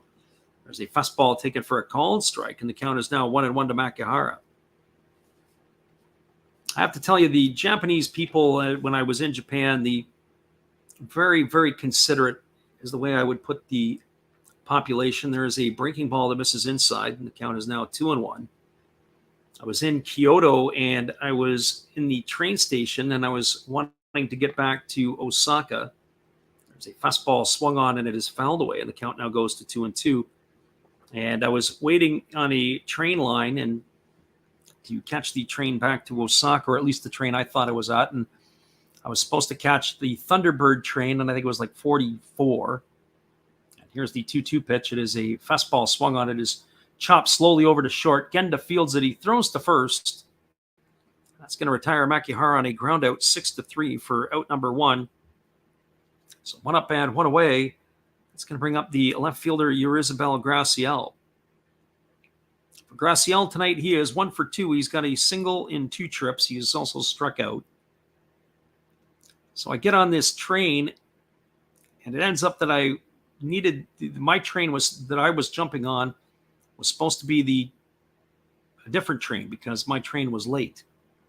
There's a fastball swung on and missed, and the count is 0-1. And so I'm on this express train going towards Kanazawa. And only one stop between where I was in Kyoto and Kanazawa, in the middle of nowhere, it seemed. There's a fastball swung on it, is ground out over to short. Fielded again by Genda. He throws to first, and that is going to retire Graciel on a ground out 6-3. So he's gone for out number 2, and that's going to bring up the center fielder, Tetsuro Yanagamachi. So once I got into this train station, wherever I was in the middle of nowhere, there was a young lady who thought it was her personal duty. She came over, introduced herself, and literally walked me back over to the other side of the train tracks so I could catch the right train when it rolled up. So here is Yanagamachi, who steps to the plate. He's 0 for 2 tonight. He bounced into a fielder's choice and is struck out, and he swings at the first pitch, and he hits that ball hard over to the second baseman. It is fielded by Tanasaki. He throws to first, and that's going to be a ground out 4-3 for out number 3. And that is going to do it here as the Hawks go quietly again in their half of the 7th inning. There was no runs, no hits, no errors, and nobody left the board. We are now through 7 complete. We'll be right back here for the call at the top of the 8th in just a moment. Hang tight, everybody. I'll try to finish that story if we can get it out a little bit quicker. Be right back in just a moment.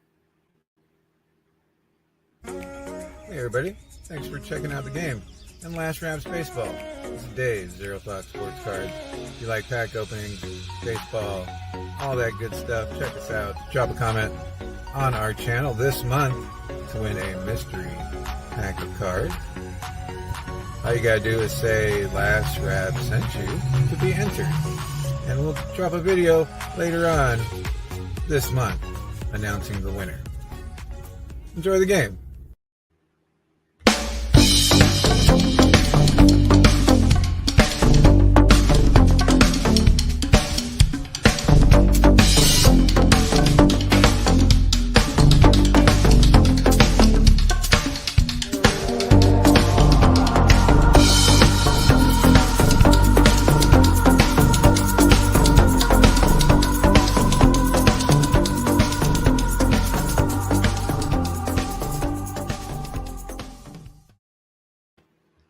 Welcome back, everybody. We are moving now to the top of the 8th inning, and there is another pitching change as the parade continues for the Fukuoka SoftBank Hawks.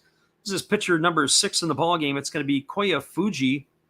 Fuji is working in his 31st game. He's 4-0 on the season. He's got 31 2/3 innings pitched. He's given up only 8 hits. Got to double check that, and I'm absolutely right. 31 2/3 innings, 8 hits. He's walked 12, though. And he's got 47 strikeouts, and he's got an ERA of 0.57. So maybe our friend, the Arizona Cardinals, is on to something, that there isn't going to be another run scored. They're bringing in Fuji here to pitch in the top of the 8th inning.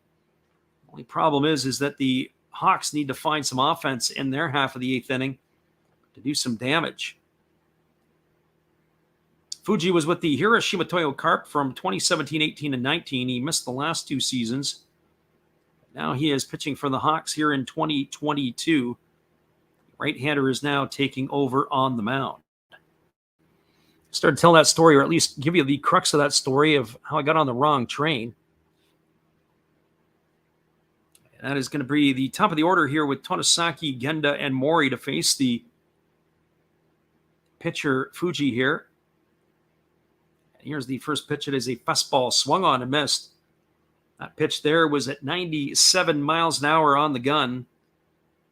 You can kind of see why. If he's up at 96, 7, 8 miles an hour in the NPB, there's going to be a lot of swing and misses. So here's the 0-1 pitch. There's a fastball swung on and missed. That one he took a little bit off of.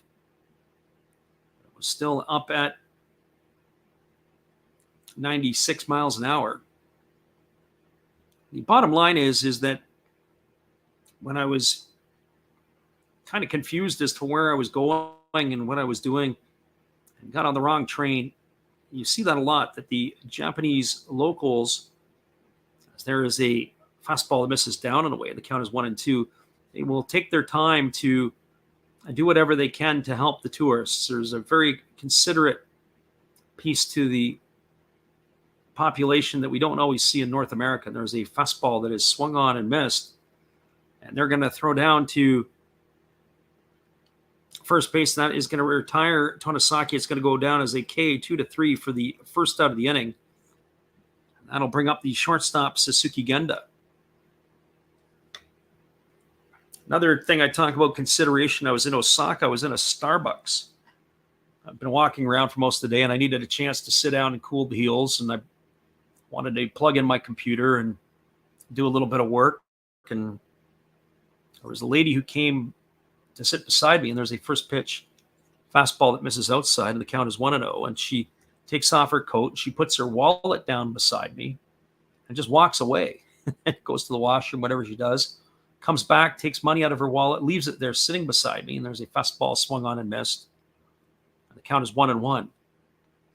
And you often see that in Japan, that people just leave their wallets sitting on the table. And I think, here I am in North America, and I say, if I left my wallet sitting there on the table, it'd be gone so fast. There's a fastball taken for a called strike, and the count is 1-2. But people don't expect other people to take things that aren't theirs. There's an innocence about the society that we could really use in North America to take stock in, and how we kind of go about our daily lives. There's a fastball swung on and missed, and Genda is retired on strikes. That's the second strikeout of the inning. It's 2 up and 2 away, and that'll bring up the catcher, Tomoya Mori. And as I say, the other part to that is I remember as a child when the newspapers didn't have the lock boxes on it, where you could walk by and take the paper, or you could put your money in and just take the paper. And I remember experiencing that about 30 plus years ago in Switzerland. They still had that same mantra where you didn't have to, you could put your coin in, or you didn't have to, you could just take the paper. And there's a first pitch fastball to Mori. Misses down for ball 1, and the count is 1-0.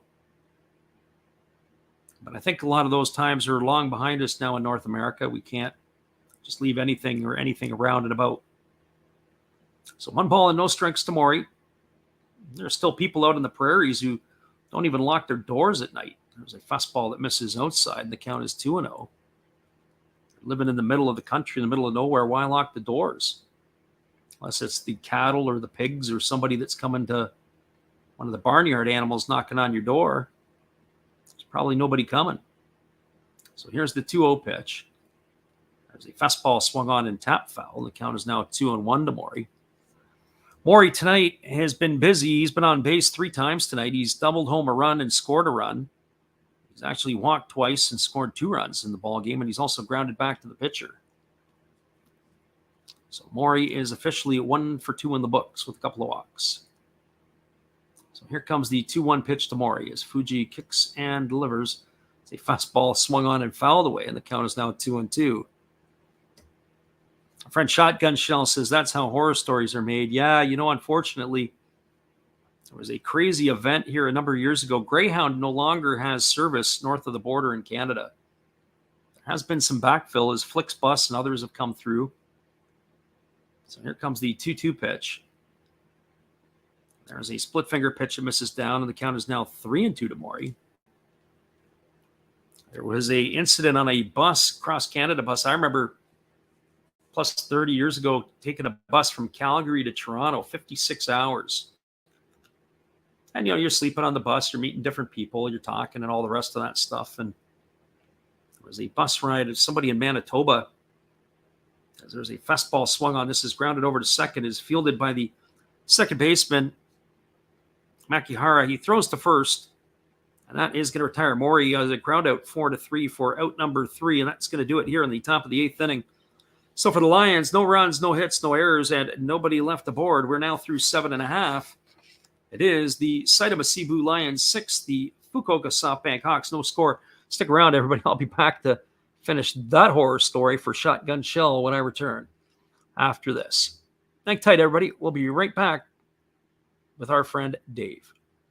Hey, everybody. Thanks for checking out the game and Last Raps Baseball. This is Dave, Zero Thought Sports Cards. If you like pack openings, baseball, all that good stuff, check us out. Drop a comment on our channel this month to win a mystery pack of cards. All you gotta do is say Last Rap sent you to be entered. And we'll drop a video later on this month announcing the winner. Enjoy the game.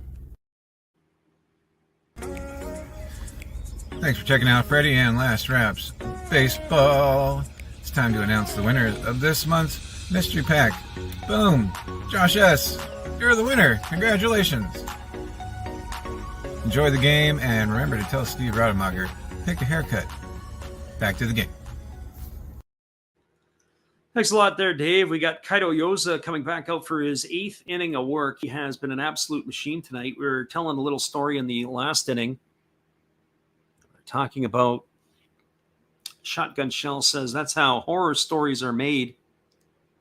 One of the things that we were talking about was the Greyhound bus service used to run across the country here. The Greyhound used to run from pretty much from coast to coast. There was an incident out in somewhere in the prairies where in the middle of the night, the driver was driving and there were, I don't know, maybe 10 people on the bus, and somebody woke up and decided to decapitate one of the other people on the bus. You were talking about horror stories. Anyways, they ended up locking that person on the bus until, of course, they could get the police there for help and not letting that guy out. But that made headlines right across the country. That was unbelievable. Just a total stranger. Our friend Pete says, are the Hawks going to score? Geez, I hope they can get a hit here, Pete, the way things are going. Here comes the first offering here from Yoza, and it's a fastball that misses outside, and the count is 1-0. You know, this ball game here has taken a weird turn on so many different fronts. There's a fastball swung on. This ball's belted to right field, but it's going to be right at the right fielder, Ito, who's going to make the catch, and Nakamura is gone for out number 1. So 1 up and 1 away.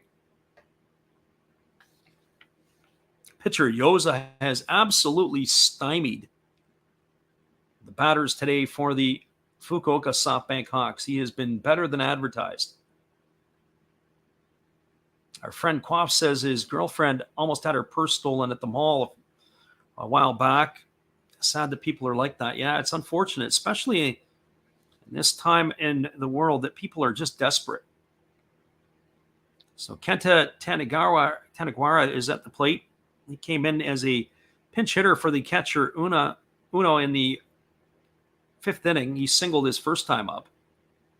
So here comes the first offering from Yoza. It's a fastball taken for a called strike. The count is 0-1.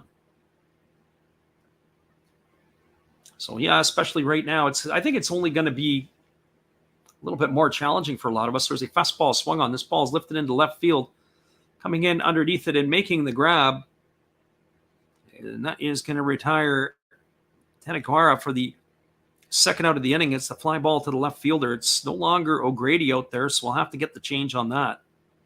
So 2 up and 2 away, and that brings the top of the order, Yukio Shudo, to the plate.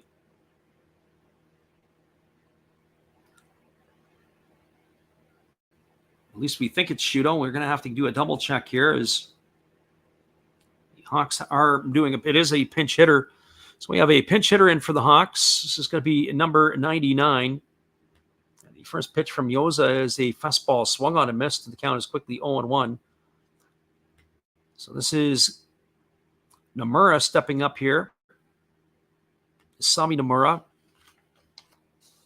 is getting an opportunity to pinch hit. And here's the pitch from Yoza. It's a fastball swung on and missed. And just like that, it's quickly 0-2.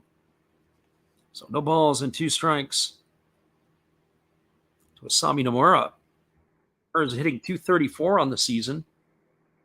There's a breaking ball that misses outside, and the count is now 1-2. So 1 ball and 2 strikes.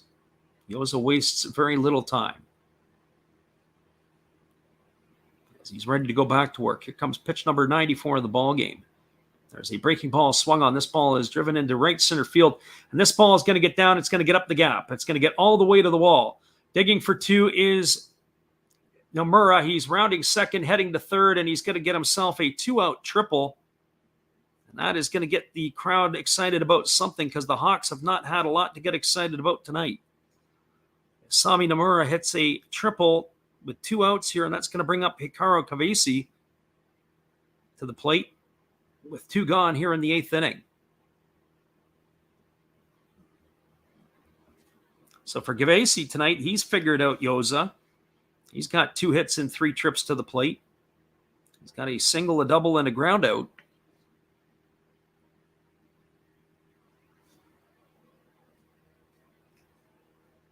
Our friend in the living room says, yeah, Aaron Judge, number 99.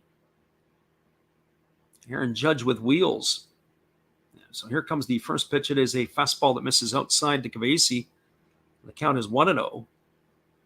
So Pete asked if the Hawks were going to score. Well, a couple moments ago, I didn't think we were going to have a chance. Well, now it looks like they got one. Here comes the pitch. It is a changeup that misses upstairs, and the count is now 2-0. Pitch number 97 about to happen from Yoza. There's nobody up in the Lions bullpen yet. Probably going to ride their right-hander right to the finish if they can. Comes the 2-0 pitch. And there's a fastball taken at the knees for a called strike, and the count is 2-1. So 2 balls and 1 strike to Hikaru Kavesi. Just as a reminder, we'll be back on the airwaves again tomorrow night, 9 o'clock Pacific time, midnight Eastern. We'll do these same 2 teams for the final game of this series.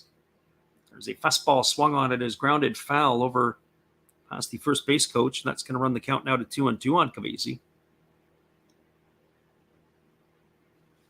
Yuki Yanagita is waiting his turn on deck.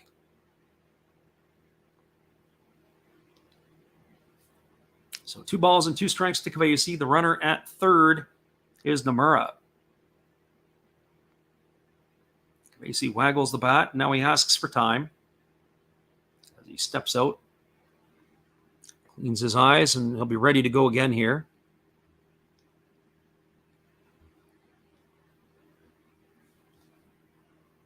So 2 balls and 2 strikes. Righty Yoza looks in. He holds at the belt. And now he kicks and fires. It is a fastball swung on. This is lifted foul. It's going to reach that temporary seating down the left field line. The count remains at 2-2. This is going to be pitch number 100 here now for the right-hander. The Hawks fans are still cheering their home team on. They're looking for them to try to do something here.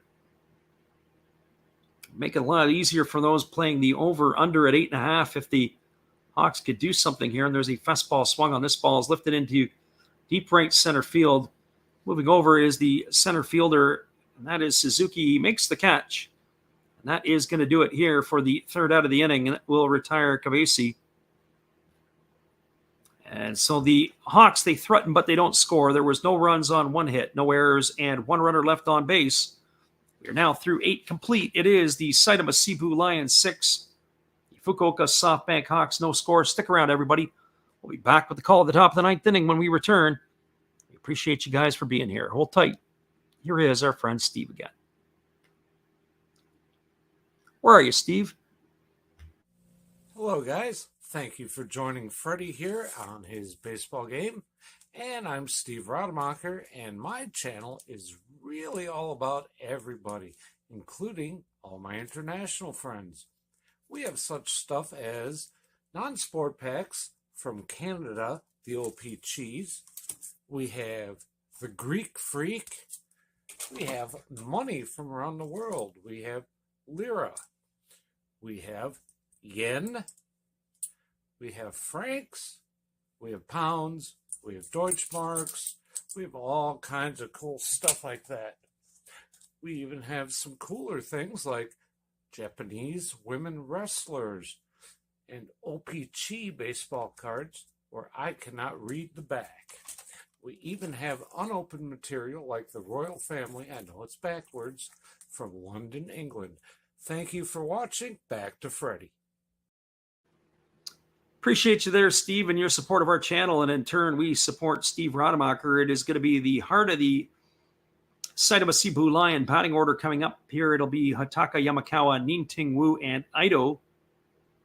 Just waiting to see if the Hawks have decided to go to the bullpen yet again, or if they're going to stay with Fuji. He made it look pretty easy there in his 8th inning of work. Able to retire the Lions, but they are going to the bullpen again. And this is going to be another right-hander coming in. This is going to be number 20, and we'll get to you the specs on him in just a moment. So this is going to be Kaino coming in. Hiroshi Kaino. It's going to be his 6th appearance of the year. He's worked 4 2/3 innings. He's allowed 5 hits. Walked none, struck out 5, and he's got an ERA of 3.86. He's going to face Yamakawa for the first one here. And here comes the first offering. It's a breaking ball that misses up, and the count is 1-0. For Yamakawa tonight, he is 2 for 4. He's got a couple of singles and a couple RBIs. He missed a home run by about 6 inches. He rattled one off the top of the outfield fence in the first inning. That cleared it. Would have been a 3-run blast as he swings it through that fastball, and the count is now 1-1. So 1 ball and 1 strike to Yamakawa. A breaking ball that misses down, and the count now is 1-2. So Hiroshi Kaino is the 7th pitcher used tonight by the Hawks. They have run the gamut of their bullpen. So here comes the offering to Yamakawa, and it's a breaking ball that misses upstairs. Count now goes to 3-1. I don't know if the Hawks are going to score a run, but the way things are looking here for the young right-hander, he's having trouble locating his pitches. Maybe the Lions might grab something here in their half. There's a fastball swung on and missed. That last pitch was at 98 miles an hour. That was an absolute bullet that he blew right by Yamakawa. So 3 balls and 2 strikes. I have to give your hats off to the Hawks. They've got some guys who can really heat it up. Fuji, Matsumoto, Kaino, and there's a fastball down in the dirt. The home plate umpire says he doesn't go, but they appeal down to the first base umpire, who games up with the right hand, and Yamakawa is gone for the first out of the inning, and that's going to bring up the third baseman, Ning-Ting Wu.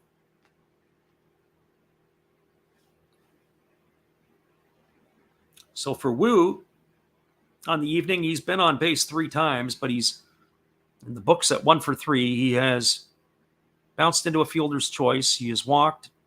He has popped the second, and he has singled. He's also driven in a run. Here comes the first pitch. It's a breaking ball that drops in for a called strike, and the count is 0-1. When you think of these young pitchers in this situation who are coming in and throwing absolute gas, you also have to take it into effect when they get the lead. They usually bring in Levon Monello or their closer Maury, who also can bring it up pretty good. So the Hawks have got some young arms that are not just here for today, but also for the future. So here comes the pitch. It is a fastball that misses down, and the count now goes to 1-1. So 1 ball and 1 strike to Wu.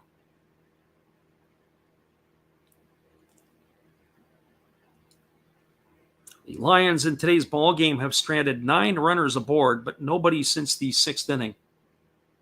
There's a fastball swung on and missed, and the count now goes to 1-2. So the Hawks bullpen has done their job tonight, trying to keep the game somewhat close.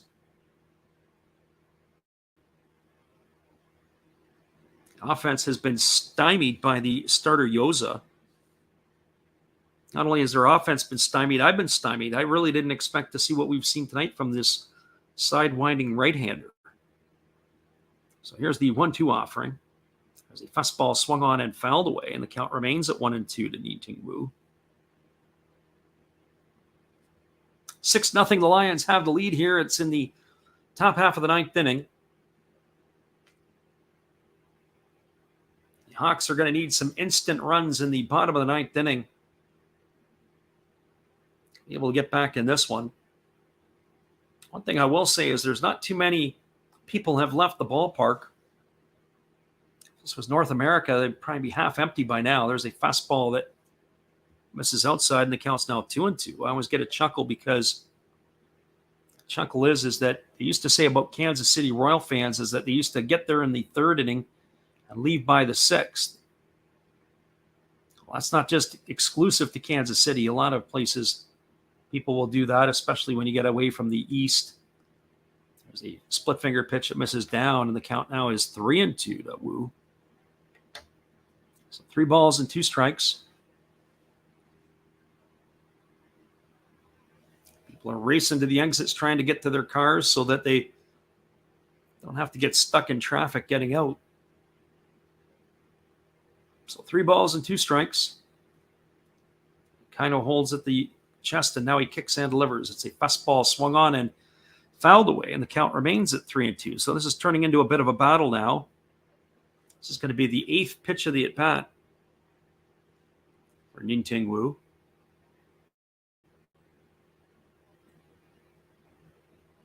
So the right-hander gets himself a new baseball. He rubs it up.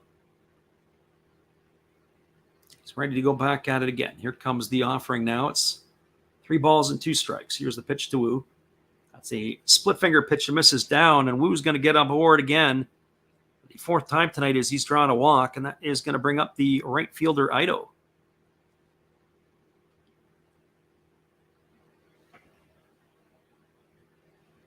I'll tell you this, if they can get to Witt, and I'm not sure the substitute for O'Grady, I've got to check that up. But certainly if they can get to Witt, this might be the type of pitcher that they'd be looking forward to see. Yoza is now back up and throwing. He's probably going to go the distance. Although Witt is not going to be coming up, looks like that they've got Kawagoe in, and Yamada has come into the game as well for O'Grady. So the 2 North American players are done for the night. Maybe probably for defensive purposes more than anything else. So they're not holding Wu at first base. Ito steps to the plate. And here's the first pitch. It's a fastball swung on. This ball's belted to deep right field. But the right fielder, Yanagita's got room. He's going to make the catch in front of the warning track, and that is going to retire Ito for the 2nd out of the inning. That is going to bring up Kawagoe. So Seiji Kawagoe, who is in to replace Jansen Witt.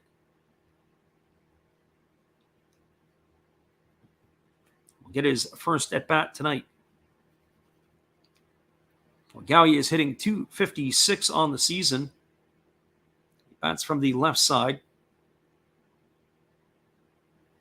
He's got a homer and 11 RBIs. And here comes the first offering. It's a fastball that misses up and away, and the count is 1-0. Yamada is waiting on deck. So the benches have been emptied by the Lions, more so for defensive purposes than anything else. So here comes the 1-0 pitch. There is a split finger pitch swung on and missed, and the count now goes to 1-1. So 1 ball and 1 strike.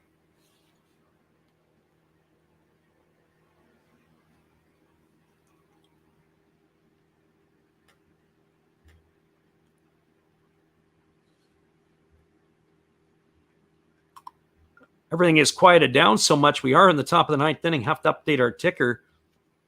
So there is a fastball swung on and missed, and now the count goes to 1-2. It's been a battle of basically the pitchers here in these last couple innings.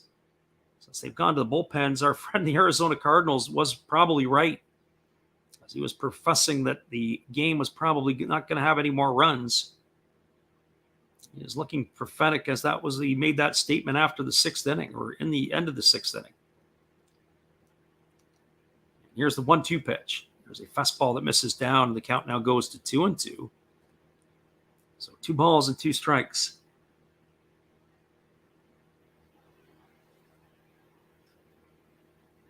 Kino gets himself a new baseball. He rubs it up. One thing I'd like to know about is the Japanese baseballs. I'd like to know what the difference is in the seams. Major League Baseballs. Major League Baseball, they went to the low seams a few years ago. I wonder if the Japanese are followed suit, or if theirs is a little bit different. Until you get a ball in your hands, you can't really get that idea unless somebody tells you. There's a fastball that misses up and away. Count is now 3-2 to Kawagawa. As a youngster, I always liked the high seam balls because you could really make the balls dance. The higher the seams, the more cut, the more movement you could get. Low seam balls, especially what they've gone to in Major League Baseball, you really got to have some spin rate on it to be able to get that ball moving. There's a fastball that misses outside, and Kawagawa's got himself a walk. That's going to put runners at first and second. It's going to bring up Yamada to the plate. So maybe this game isn't over yet for those who have got their nickels and dimes and dollars and cents that are being put on this. So Haruka Yamada steps to the plate. On the season, he's only batting .195. He's got no homers and 9 runs batted in. So Yamada batting in the place of Brian O'Grady. So now the catcher asks for time, as they're going to recycle the signs here with the runner at second base. So Yamada steps in from the right side. Right-hander against the right-hander. And here comes the first offering. It is a breaking ball swung on. It is tapped slowly to short. It is fielded neatly by the shortstop Kavesi. He throws it over to Makihara, covering the bag at second. It's going to erase Kawagawa on a fielder's choice, 6-4 for the 3rd out of the inning. And that is going to do it here for the Lions in the top of the 9th. So no runs. There was 1 hit, no errors. Check that, no hits, no errors, and 2 runners left aboard. It's 11 for the ball game left on by the Saitama Seibu Lions. We're going to the bottom of the 9th inning. Yoza's coming back in to see if he can complete the game with a shutout. We'll be right back after this. We appreciate you guys being here. Hang tight, everybody.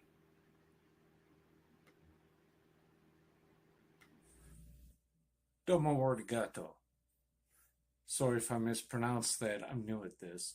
Thank you for watching Last Raps Baseball. Tell all your friends and family to come check him out, ask some questions during the telecast, and give him a good sub and a thumbs up.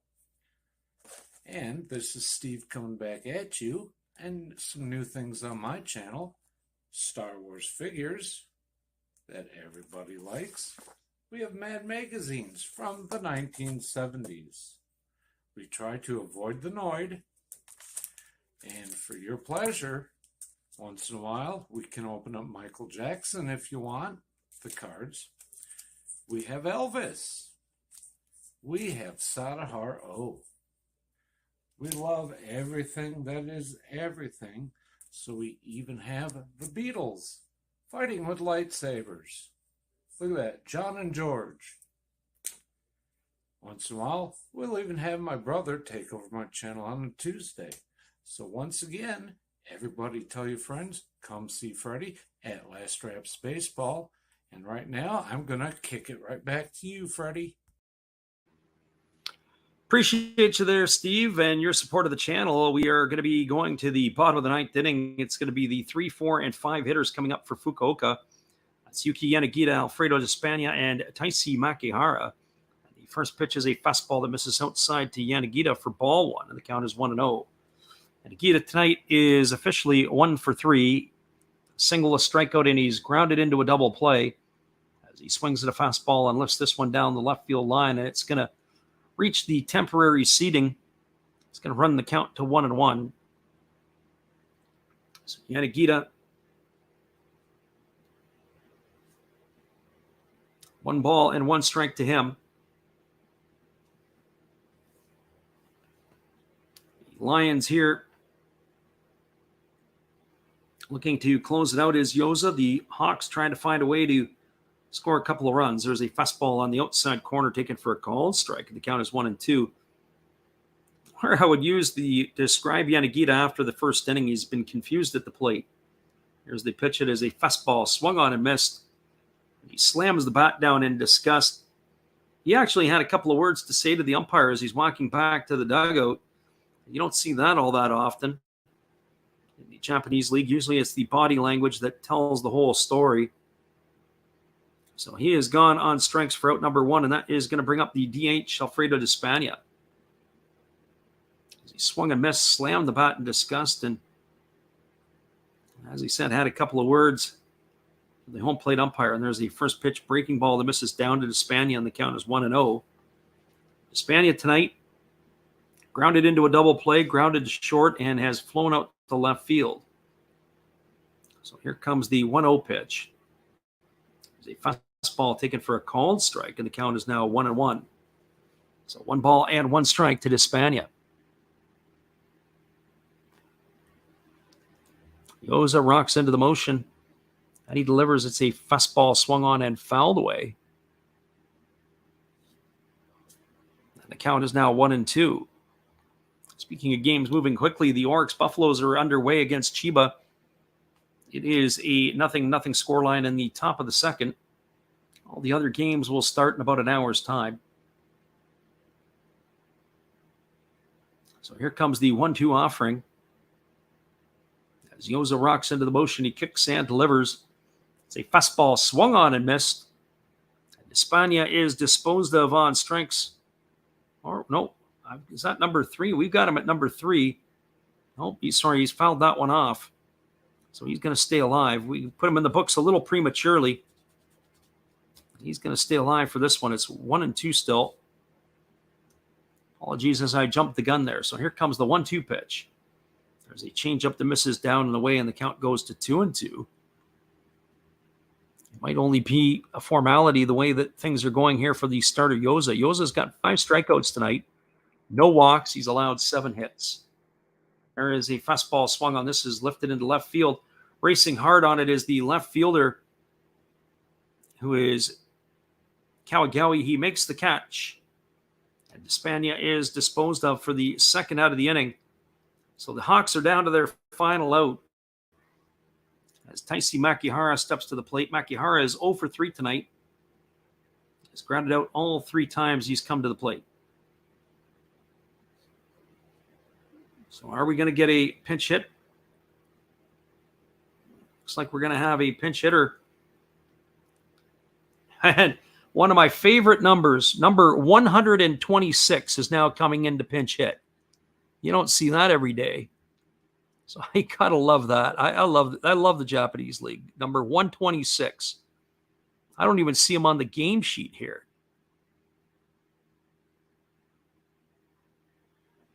So pick your poison on who this is. It says Kurosi on the back. He's a big fella. And the first pitch is a fastball that misses upstairs, and the count is 1-0.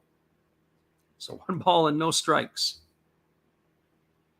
Make sure when you go out and get your jersey, go out and get number 126. I'm serious. You see this down in the farm. I could get that down there. And there's a fastball swung on. It has popped up. This is on the left side of the infield. Camping out underneath it is Genda. He's going to make the catch, and that is going to do it. That's the way to appropriately end the night. Have pinch hitter number 126 coming up, who pops out to end the ball game. So 3 up, 3 down for the Hawks in their half of the inning. No runs, no hits, no errors, and nobody left the board. Got to find out who that guy is to see if I could order a jersey. That's awesome. All right, everybody, we got the final score here. It's the Seibu Seibu Lions 6, the Fukuoka SoftBank Hawks, no score. I'll come back and wrap this up for you in just a couple moments. Hang tight. We appreciate you all for being here and listening to our sense of humor and doing this. Thanks for checking out Freddie and Last Raps Baseball. It's time to announce the winners of this month's mystery pack. Boom! Josh S., you're the winner. Congratulations. Enjoy the game, and remember to tell Steve Rademacher, take a haircut. Back to the game.